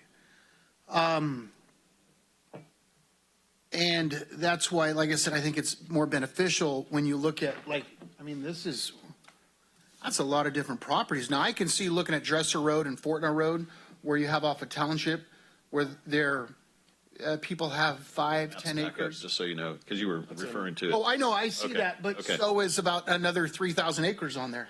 I mean, so I'm curious where this map came from. I mean, I'm only one of 5 supervisors, but that's why I think it's more beneficial for us to go district per district and say, like, hey, Mr. Baines, what are your guys looking for in your district? You know, what pieces make sense? Because I'm not going to vote to take good agriculture ground that has, walnuts and almonds and prunes on them and turn them into residential growth. That's what I'm against. And the same thing with, it's got to make sense. Can't take a piece of property and say, hey, we're going to make that industrial and commercial because it's being used at it. Even some of those places don't make sense. So it's got to make sense to all of us and for us to decide on this updated general plan. In the town of Sutter, there's certain residential lots that are zoned commercial, even though they're in the middle of all houses. That makes sense to change those to residential. Therefore, I think it's easier for us and staff to go for it by district, and then we have these meetings and we're like, okay, this is District 1, 2, 3, and 4, and 5, because we're all going to have this. We're all going to have different questions, and I'd hate to see this great big old map pass once again, just because there's only certain areas that make sense. I mean, that doesn't make any sense right there. It really doesn't. So I've said my piece. Thanks, guys. Thank you, Supervisor Ziegelmeyer. Any other supervisors' comments? To the chair. Yes, Supervisor Baines. So I just like to ask staff, I mean, have you reached out to the ag department? Have you, looked into, maybe the Farm Bureau and that people that are representing the farmers in those areas? I mean, the biggest question would be going back to buffers, right? Residential, the ag buffer, is that all pointed out throughout your map? So the parcels that are light green are already below the 20-acre minimum or 80-acre minimum. So they're already would be viewed as non-compliant ag parcels to the general plan. So how many residents can you actually put on? Well, and it's going to depend, because keep in mind this item today is just the board directing staff to go make these proposed policy changes. They're still going to come back forward through the Planning Commission, through the vetting process. Staff did talk with the Ag Department about this proposal ahead of this item coming forward today, and we would continue to have conversations. Now, this proposal, if you were to initiate it, it would, and adopt it, it would not rezone everything to estate residential. No, it would take an individual who wants to have a project to submit a general plan amendment, a rezoning, and a map. And then staff would review that, make sure it had sufficient septic, water. They meet the county's ag buffering requirements. That's definitely articulated here. And I do want to say, based upon some comments made, this is not a general plan update. You know, we talked about at our general plan study session that in a few years the board can probably look at doing a comprehensive general plan update. So this was based upon feedback that staff heard from the board back in October 26th. And so we were bringing it forward for your consideration. And so this is to start the discussion. I appreciate that. Just one quick comment that residents within my district have expressed a concern. Obviously, we know that there's a huge housing shortage, right? And I think this is a step in the right direction. Being a fourth generation farmer in the community, I think our farmers need to have other options as well. If it's, you know, splitting up a state residential parcel to be able to, you know, live on the farm that they've been tending to, you know, I think it's a great option. Also that when we talk about taking away farmland, there's a lot of production agriculture or peaches, prunes, walnuts, and almonds, to Supervisor Ziegelmeier's comment earlier, that are going into, you know, properties that are further to the west that were not being in production agriculture before, or being converted over from rice and some of those other commodities. So I think it's a viable consideration as long as staff does proper research, that I could totally be in support of. Okay, thank you, Supervisor Baines. Any other comments? Supervisor Conant? Yeah, Doug, so how many acres total are light green on this map? I was just trying to. Do you know the answer, Doug? Or?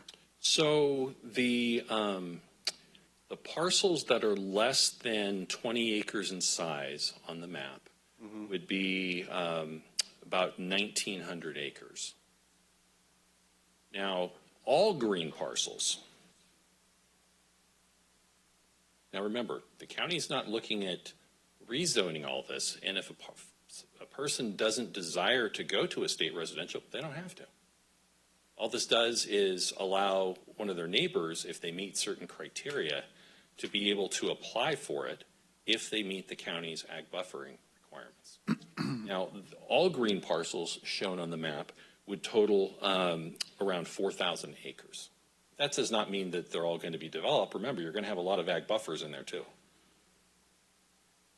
Okay, Supervisor Conant, did you have any comment? I do like the idea of reaching out and maybe having another study session for the community, but also reaching out to the Farm Bureau and asking them for their input, Doug. They meet monthly, starting next month again. So I kind of like the idea of getting their input on this, because there's a lot of these smaller parcels that are intensively farmed that are in trees still. And they may be less than 20 acres, but it doesn't mean, you know, the guy doesn't own 2 or 3 together and farm. Yeah, I would suggest if the board initiates the amendment, staff would go back, look at all of the changes that may be needed to accommodate it. We could do a kind of a strike, kind of a track change version, and then we'd be in a position to kind of do outreach and answer questions and have that discussion occur. Through the chair? Yes, sir. Good. I like Supervisor Conant's idea of taking a little bit more time and reaching out to a few different folks, including the Farm Bureau. It would be my thought that maybe we continue this. I don't know how long, maybe a month. I don't know when the exact date is of our, and when we come back after the first of the year, but maybe the clerks could help me over there with a date. Sorry. Well, staff would probably want to coordinate with, this is not a public hearing item, so you don't have to continue a date and time certain. Okay. We could go away, have the discussion with the Farm Bureau if that's your desire, and then bring it back after that discussion has taken place. Okay. So sometime after the first of the year, I guess. Okay. Yeah. Fantastic. Thank you. Through the chair. Yes, go ahead. I would please reach out to the supervisors, and so we could all reach out with our constituents. Like, you know, I wanted to point out one other thing. You look at Irwin Road and Perry Street and Sutter, you know, I've had a lot of constituents, and, you know, that makes one sense right there to turn that piece of property back into agriculture. it's zoned estate residential now. So it can go either way. Once again, but like I said, it behooves us, please reach out, because I look at this list and none of the stuff I asked for is up there. So, and I'm scratching my head wondering why. So, but please, let's have it up there next time. And once again, reach out to these other 4 individuals. And so you could have what you have. So we're ready. We're prepared. So, Chair? Yes, sir. So I'm help me out with this. So I think we're just trying to have them initiate the general plan amendment, which I think all these things could still happen. They could still reach out to the Ag Department, to, again, if needed, to Farm Bureau. They could still reach out to Supervisor Ziegelmeyer and to everybody up here. I don't see the need to table this issue. So I'd like to make a motion to approve staff's recommendation. Okay, thank you, Supervisor Baines. We have a motion. Do I have a second? Okay, motion lacks a second. So the motion dies at the moment. Do we have an alternative motion, or do you want to? The chair, I agree with Supervisor McKelly and Supervisor Conan over there that staff reach out where we invite the Ag Commission over here, the next meeting, which could be next month. It's going to be next month. And let's listen to both sides, and then we'll reach out to our constituents, so we'll be prepared. We'll reach out so everything's ready to go for that next meeting. I'll second that. Okay, can you restate that motion so we have a clarification? Motion would be to have a follow-up meeting, move all this to the next meeting, and invite the Ag Commission's office, invite our Ag Commissioner to the meeting, and so we could hear from both sides, and each supervisor to reach out to our constituents, and with that, give that feedback back to Neil Hay or Doug Libby, so we are prepared for this next meeting. Through the Thank chair. you. Go ahead, Supervisor. Mike, you might want to put that off a little further. Remember, the holidays are here. The first meeting will be the second week in January. That'd be the first meeting. And that would be a little bit soon to get I agree. ducks in a row. Yeah. Yeah, I think it'd probably be better to do it the first week in first meeting in February. I put Farm Bureau. Yeah. So, through the chair. Yes. I'm sorry. I was just wondering if Supervisor Ziegelmeyer can also add maybe an invite to the Farm Bureau. Yes, I put that in the motion. Okay, did you? Okay. Farm bureaus as well. Okay, so the first meeting of February, is that your plan? Okay, I'll so second that. we have a motion with a second. All in favor? Or roll call vote, please. Supervisor McKelly? Aye. Supervisor Flores? Aye. Supervisor Ziegenmeyer? Aye. Supervisor Baines? Aye. Supervisor Conant? Aye. Okay, the ayes have it. Motion carries. Thank you for the presentation, Doug. Okay, now move on to the next item. Guadalupe Rivera, Senior Civil Engineer. Board Clerk, if you could please read the item. Adoption of the Groundwater Sustainability Plan for the North American Groundwater Subbasin. Authorize Sacramento Groundwater Authority as plan manager to submit the plan to the California Department of Water Resources, and approval of the Memorandum of Agreement regarding coordination between groundwater sustainability agencies and implementation of the Groundwater Sustainability Plan for the North American Subbasin. Okay, thank you, Madam Clerk. Guadalupe. Good afternoon, Mr. Chairman and members of the board. As you may recall, Sutter County has been working with various other counties, reclamation districts, and water agencies to comply with the Sustainable Groundwater Management Act, also known as SGMA. The act requires that groundwater sustainability agencies, also known as GSAs, develop a groundwater sustainability plan, also known as GSPs, with the intent to achieve sustainability by 2042. So the map that you see on the screen now, that includes all of Sutter County, and specifically today what I'm here to talk about is the North American Subbasin. And so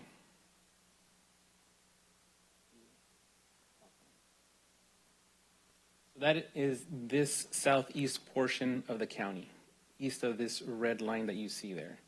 So this is one portion of the North American Subbasin that is within Sutter County. I show that as a reference.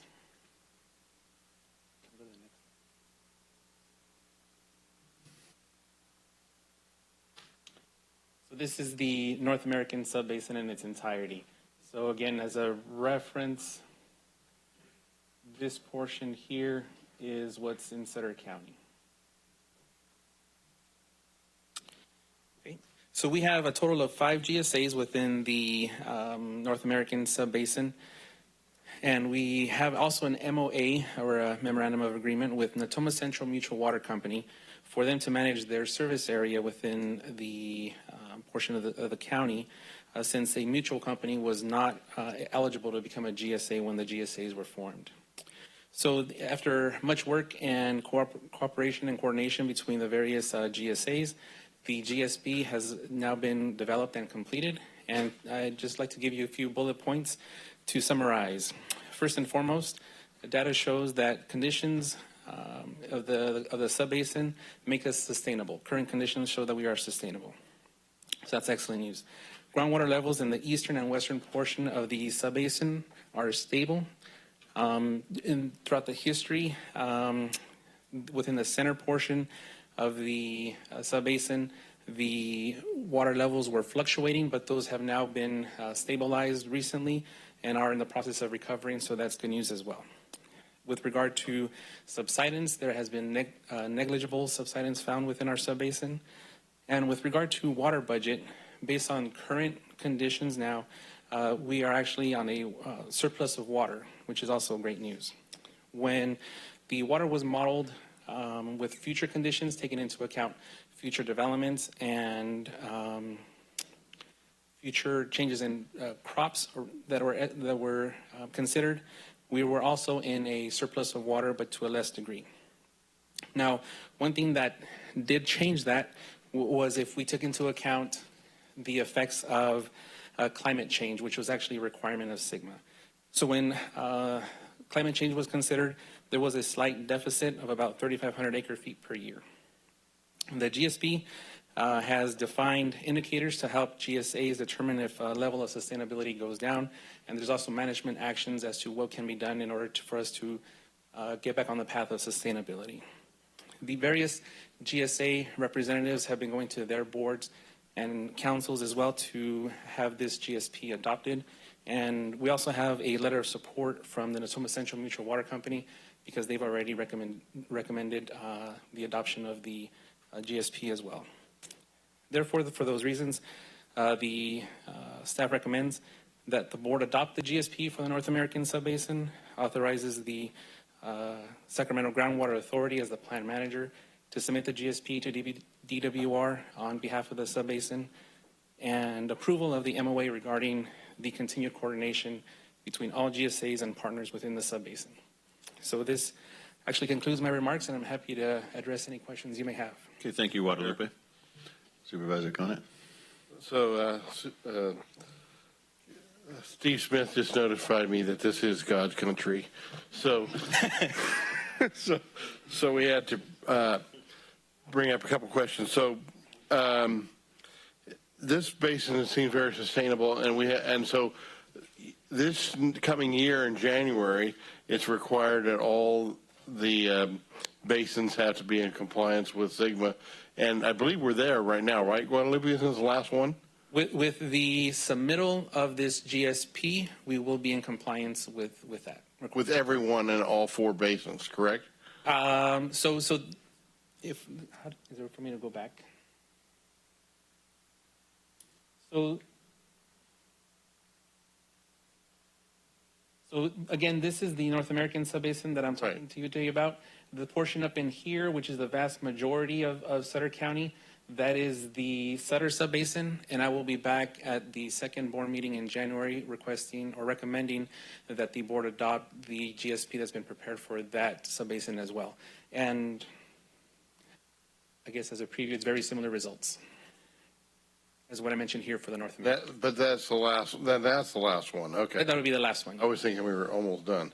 Okay. Well, we are, and we have to be in compliance by January 31st. 31st. Okay. Yes. And so the county decided to become a GSA and take this effort on in order to not have the state intervene and dictate how we manage our subbasin. Okay. Good. That concludes my questions. Thank you. Sure. Thank you, Supervisor Conant. Any other discussion from the board at this time? I'd entertain a motion then. Move to approve. Second. I have a first by Supervisor Conant, second by Supervisor McKelly. A roll call vote, please. Supervisor McKelly? Aye. Supervisor Flores? Oh, aye, yes. Supervisor Ziegenmeyer? Aye. Supervisor Baines? Aye. Supervisor Conant? Aye. Okay. Okay, with that, we are going to take actually another break for 2 minutes, or 3 minutes, actually.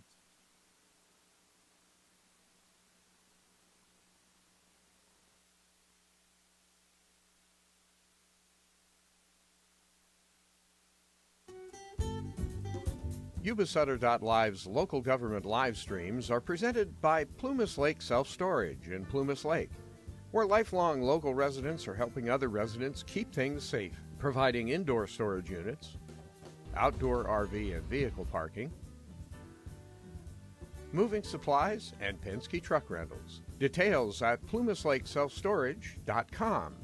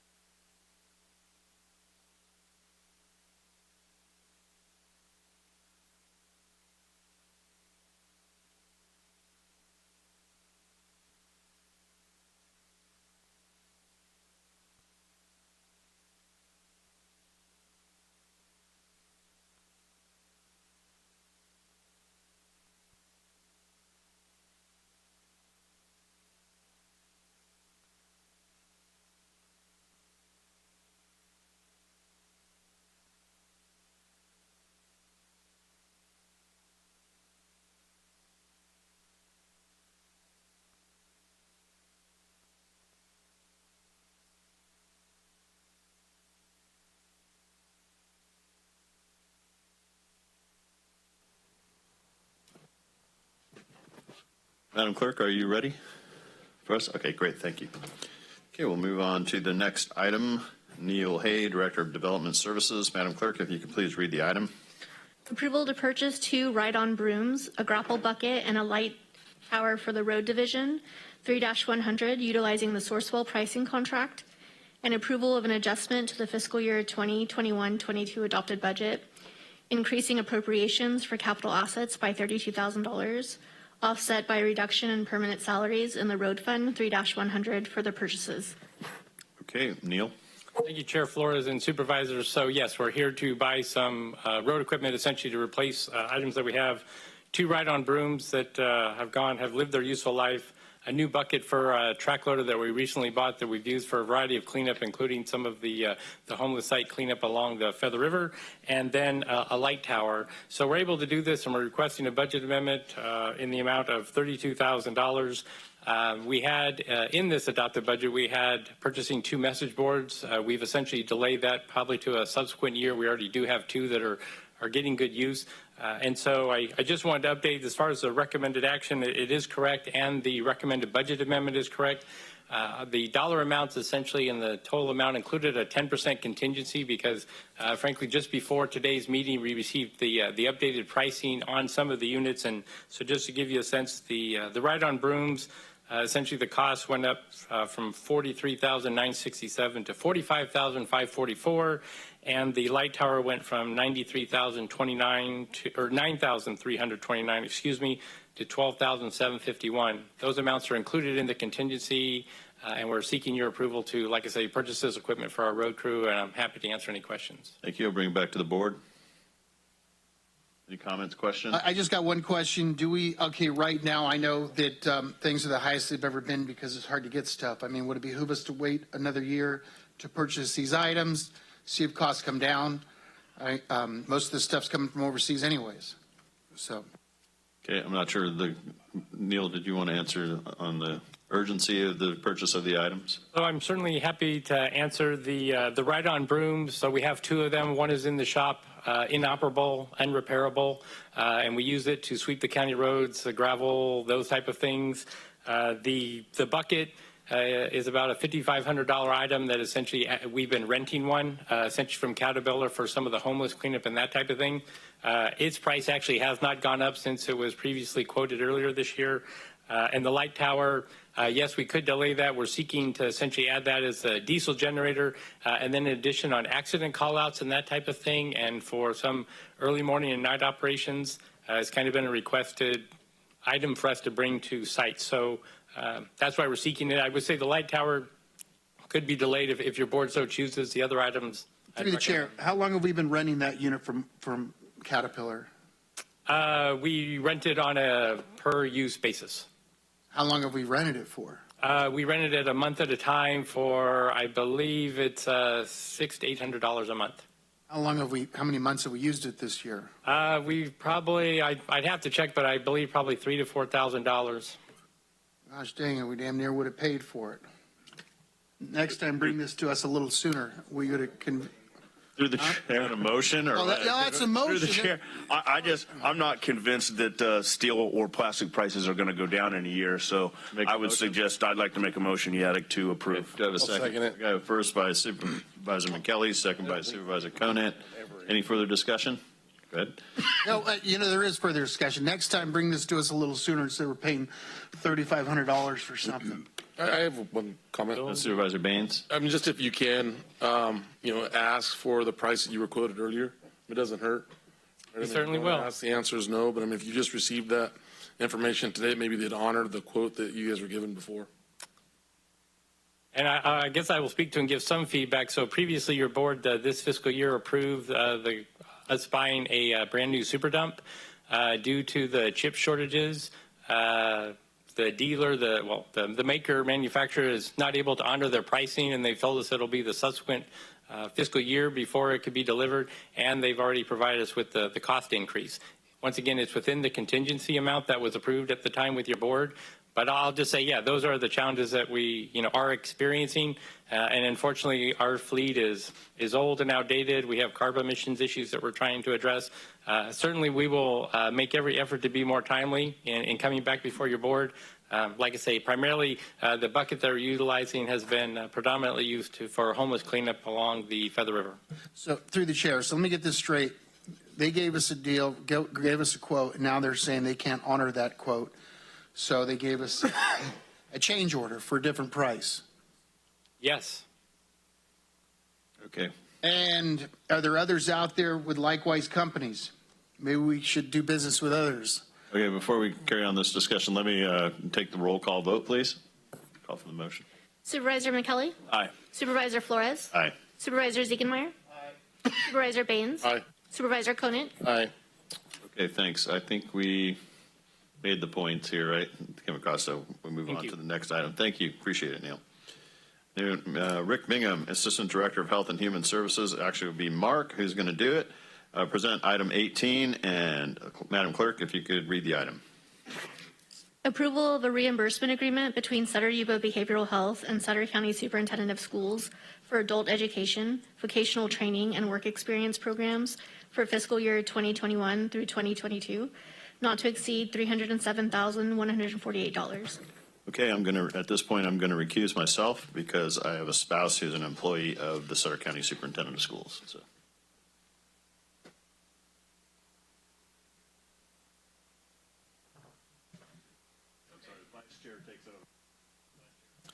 All right, is there any further discussion? All right, so. Yeah, and Rick Bingham, Assistant Director of Health and Human Services, so it won't be Mark Schlitzmeyer. He is here tonight to assist should you have any further questions. So this is just an agreement between Sutter Yuba Behavioral Health and Sutter County Superintendent of Schools. This item went to committee on December 7th, and we were asked to bring this to the board today for consideration. This contract, as was previously noted, would not exceed $307,148. It's currently funded mainly through grants. There's a very small portion that is funded through what is called Mental Health Services Act dollars. And this is a long-standing partnership that we have with Sutter County Superintendent of Schools. There's three components to the contract. The first is the adult education program. And in that program, there is a superintendent of schools employee that teaches a class at behavioral health, and this class enables students to get their high school diploma, and they also gain computer literacy skills. We serve up to 30 clients a year. It's estimated that this year we're going to have 7 clients get their high school diploma. And just for a little bit of history, despite the fact that we weren't having classes in the building last year, that teacher was able to graduate 9 individuals with a high school diploma. 2 of them have gone on to college, and 2 have found job placement. The second program is a vocational training program. We at Behavioral Health have an employment resource specialist who runs the program. We have about 20 individuals that we serve a year. There's also a contracted business workforce specialist with Sutter County Superintendent of Schools who assists clients with employment in training 5 hours a week. And the participants are placed in paid work sites about 6 hours a week. They receive job coaching and other training. And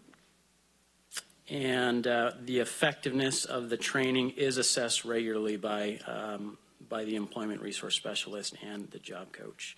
And that's done at increments during the 6-month placement. In addition, trainees complete an assessment form that give us feedback about their experiences and in the worksite experiences. And again, that program didn't run last year because of COVID. The third component is the Culinary Academy, and we have an instructor who runs that course at a restaurant in town in the Hillcrest Plaza. We have 10 clients that attend that. There's 2 different classes of 5 individuals, and at the end of that program, they receive a culinary certificate. And again, that program didn't run last year because of COVID. And that's all that I have. I'd be happy to answer any questions that you have. Any discussion? So, Rick, this has no general fund impact, correct? It's all funded through Health and Human Services? Correct. Okay. Oh, yeah, through the chair. Thank you. No, I just had a quick question, and actually something I should have asked you in committee the other day, but is this something that varies greatly from year to year? Or, I mean, do you see a steady amount of people, for this? Or, I mean, and I was shocked. Actually, I had no idea they would provide, education in the culinary. But that's interesting to know. Mm-hmm. With the exception of the COVID year, I think our numbers are generally pretty consistent. So we have kind of a dedicated capacity per year, and so those generally run about the same year to year. Okay, thank you. I'll make a motion to approve. Second.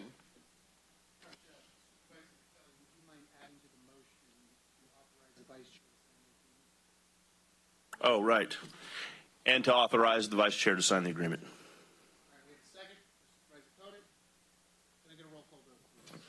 Supervisor Can McKelly? I get a roll call vote, please? Supervisor McKelly? Aye. Supervisor Ziegenmeyer? Aye. Supervisor Baines? Aye. Supervisor Conant? Aye. Motion passes. All right, we can bring in our chair now.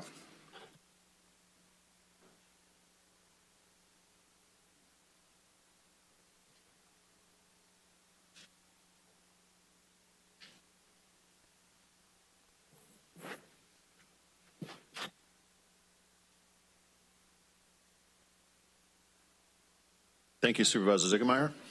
And we'll move on now to item 19, Steve Smith, Sutter County Administrator. And clerk, go ahead and read the item on 19, please. Approval of an adjustment to the fiscal year 2021-22 adopted budget, increasing appropriations in the Sheriff's Office and jail budgets. Fund 0015, Departments 2-301 and 2-201 in the amount of $79,537 for emergency HVAC cleaning, and by $5,000 in the Sheriff Coroner budget. Fund 0015, Department 2-201 for code enforcement, abandoned vehicle towing expenditures, funded by a reduction of $84,537 in the general fund contingency. Fund 001, Department 9-900. Okay, thank you, Madam Clerk. And now Matt Michaelis for the presentation. Good evening, Chair Flores and members of the board. Here we are having the general fund reimburse the Sheriff's Office for 2 unplanned expenditures that were emergencies. So these items were not budgeted. The first was an emergency HVAC cleaning to rid the system of mold for $79,000. Since we appeared before committee with this item, that price has doubled because the mold was discovered in the admin side of the building in addition to the jail. And then the other expenditure is to reimburse the Sheriff's Office for vehicle abatement costs associated with homelessness. And this is coming straight out of the general fund contingency. I'd be happy to answer any questions. Thank you, Mr. Michaelis. Bring it back to the board for discussion. Move to approve. Okay, we have a motion to approve from Supervisor Conant, second from Supervisor McKelly. Roll call vote, please. Supervisor McKelly? Aye. Supervisor Flores? Aye. Supervisor Ziegenmeyer? Supervisor Baines? Aye. Supervisor Conant? Aye. Okay, thank you. The ayes have it. The motion carries. Now we'll move on to item number 20, Steve Smith, CAO. And if I could have the clerk please read the item. Consider options for forgiveness of the remaining balance of a construction loan, the County Service Area F, for construction of a fire station in the community of Sutter, Station 6, in 2002. Yes, thank you, Honorable Chair and Supervisors. At the November 16th meeting, Supervisor Ziegenmeyer had asked about the loan that the county had given to CSAF for construction of the Sutter station, and to bring that back. So for consideration, I have some information in the staff report. So it was back in 2002 when the board approved an advance of $1 million to CSAF for the construction of the fire station. That amount was reduced to $985,000 to reflect the actual cost of construction.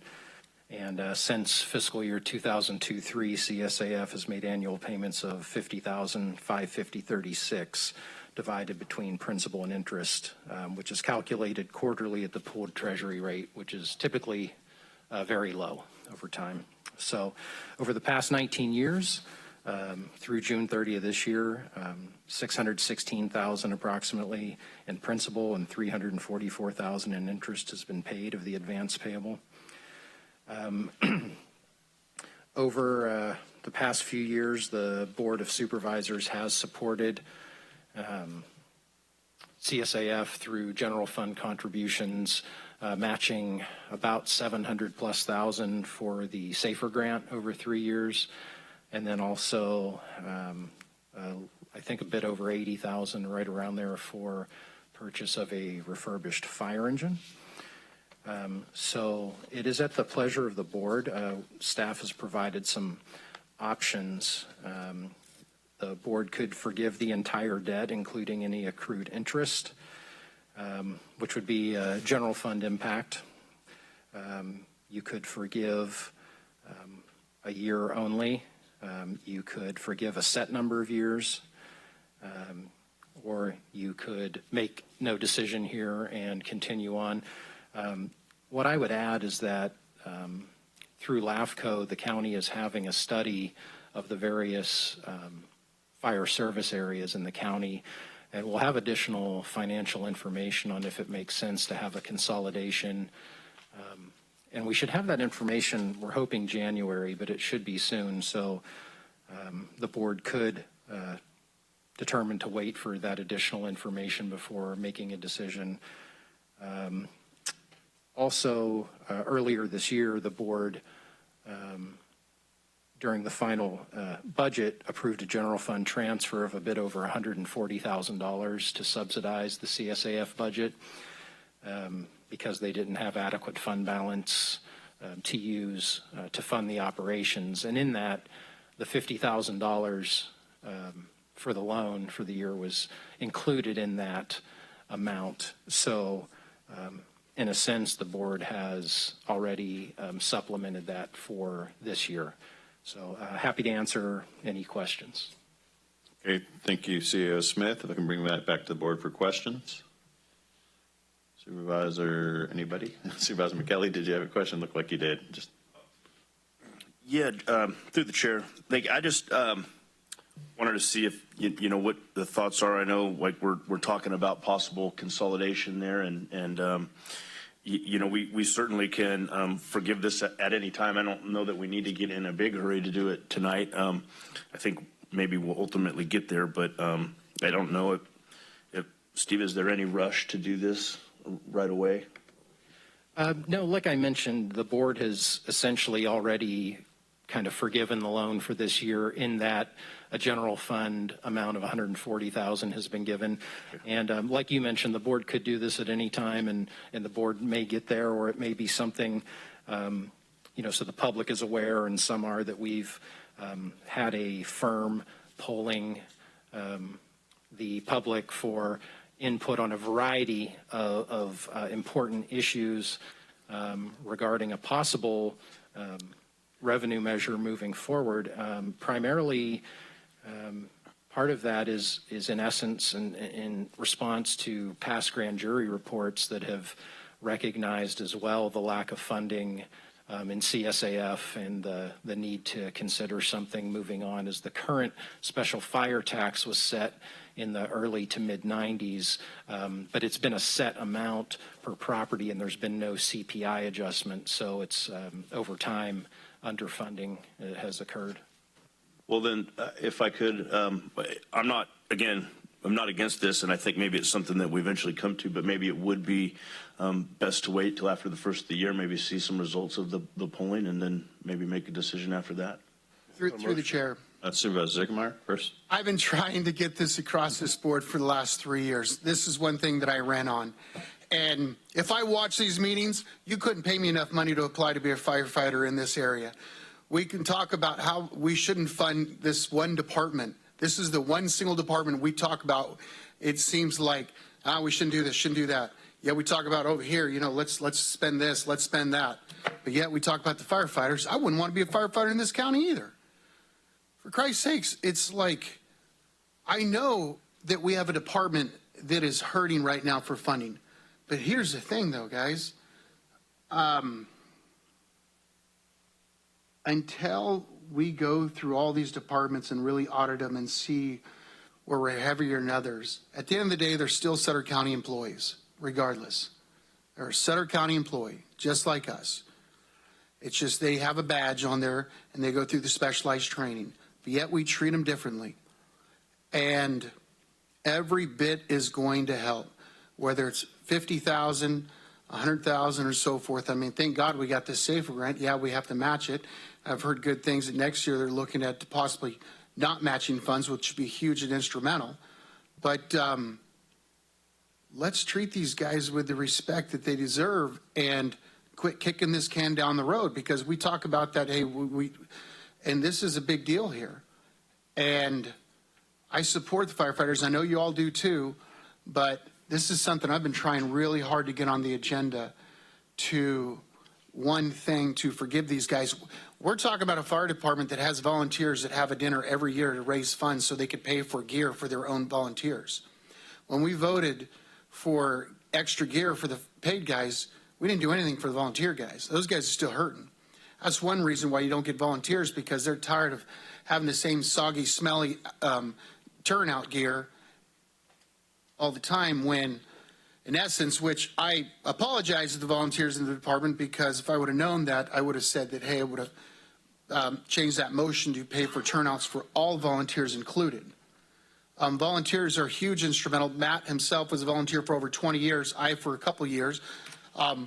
My brother is the president of the association out there, and I see, and I always ask, hey, how many volunteers do we have? And I mean, we need a lot of help.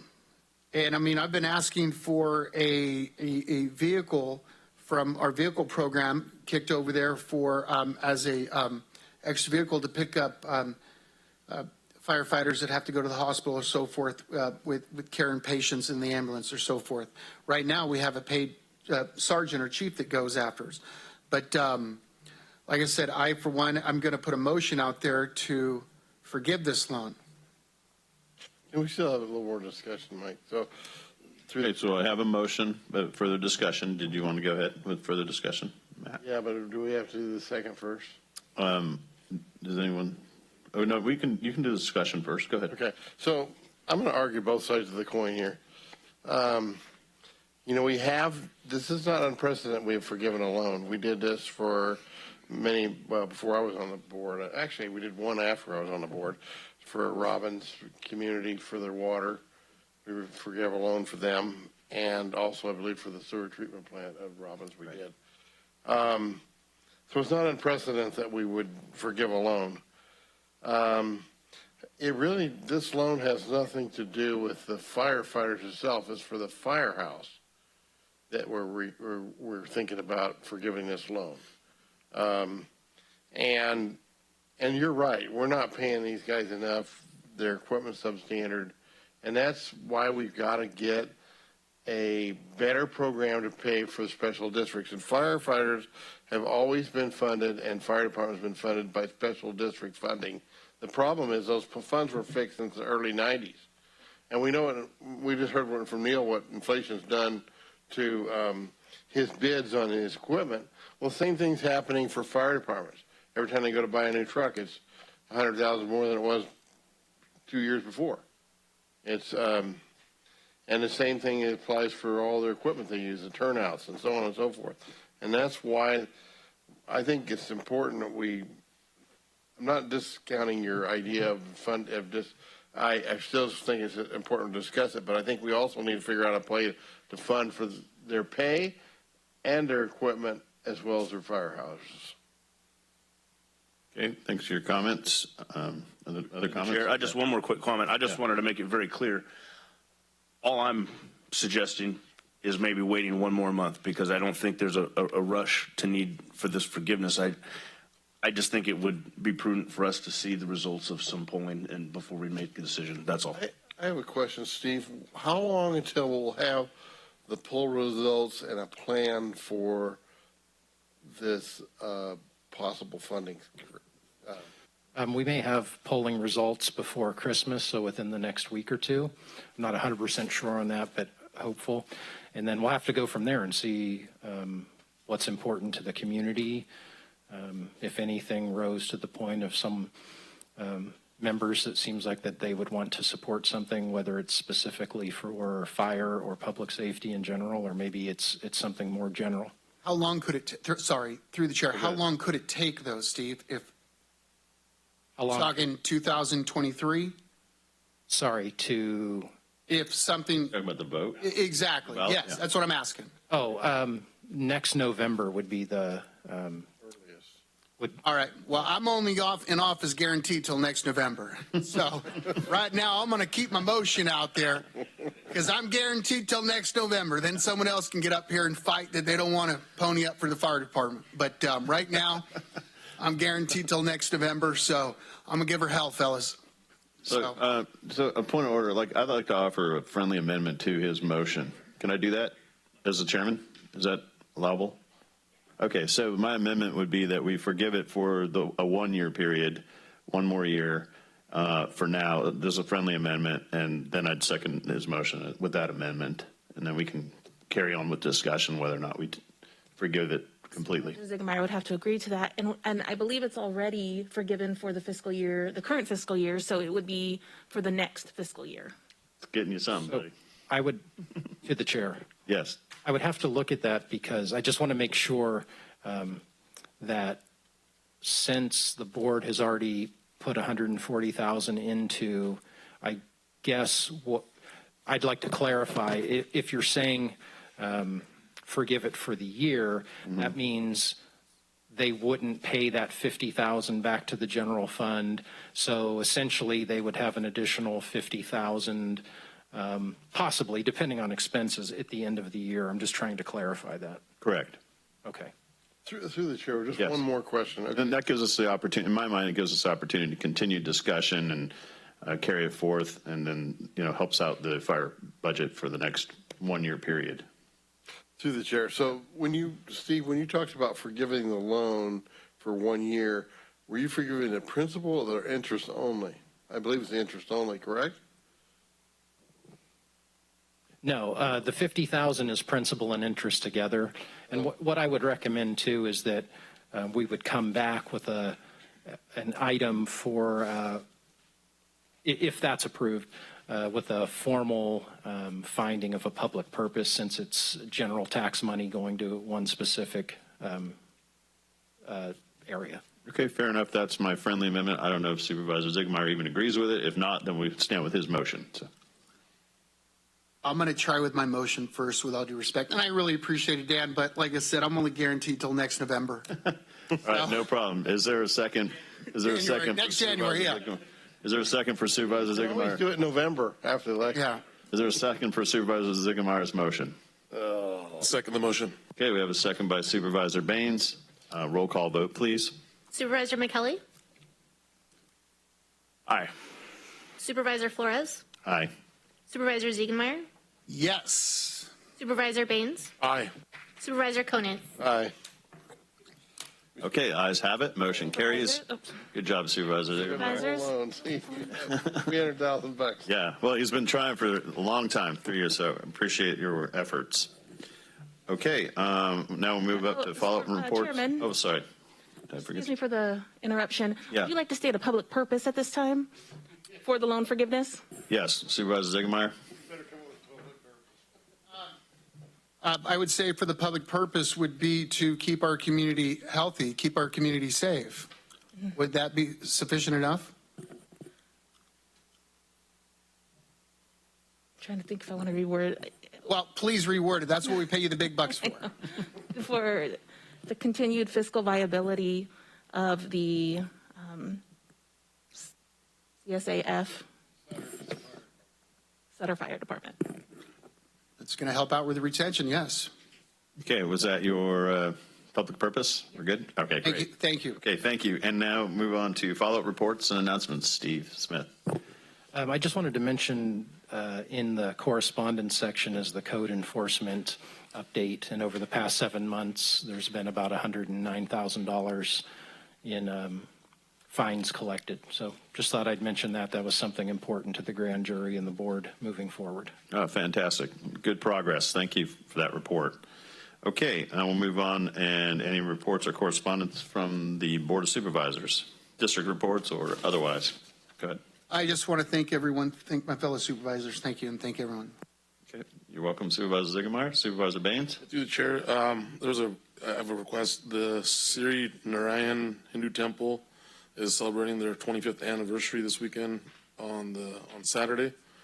I wanted to make a request for a resolution or proclamation, whatever is appropriate to present on Saturday. Okay, thank you, Supervisor Baines. Supervisor Conant.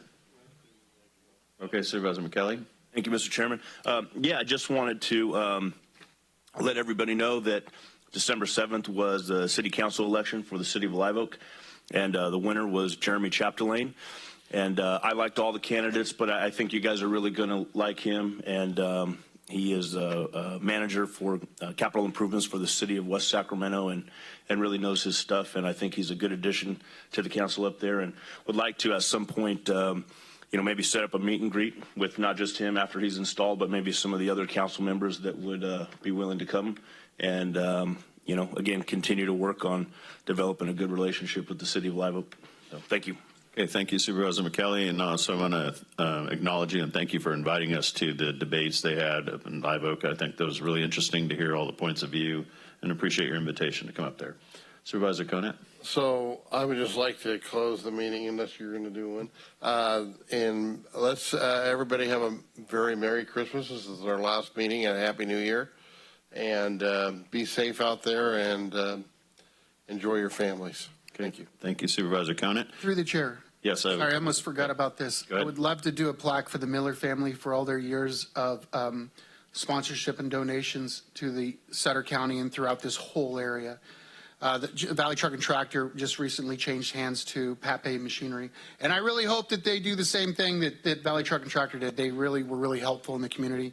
And so that's it. Okay, thank you. We'll take note of that. Board Clerk, I do have a couple of things. Number one, I'd like to acknowledge Supervisor Conant and Supervisor Baines for joining me in the heart of Sutter County for the Christmas festival stroll that we had. We actually joined for the first year. We joined the City Council in doing a tree lighting, and it was a really nice joint effort, and you guys looked great in the parade, so I just want to let you know that. And then secondly, I'd like to follow up Supervisor Conant's comments and just wish all of you a very Merry Christmas and a Happy New Year. This is a really big one for me. Last year I spent it in the hospital, and this year I'm out, and this is great. So it's a 1-year anniversary, and it's just been great to be with you guys this whole year, and let's make 2022 awesome. Okay, we can do that. All right, meeting adjourned. Oh, wait, I need a vote. Yeah, we need a motion. Okay, first and a second. All in favor? We don't need a roll call. Aye. Any opposed or abstentions? None. There being none, meeting adjourned. Thank you, everybody. Have a good night.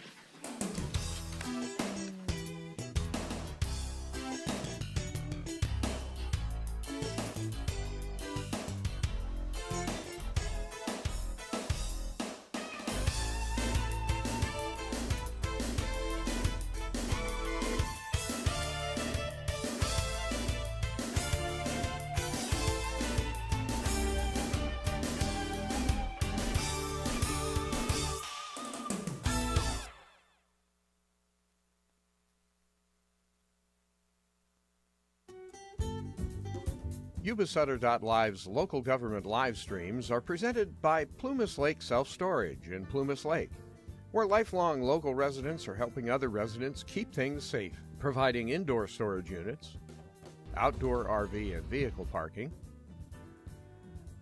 moving supplies, and Penske truck rentals. Details at PlumasLakeSelfStorage.com.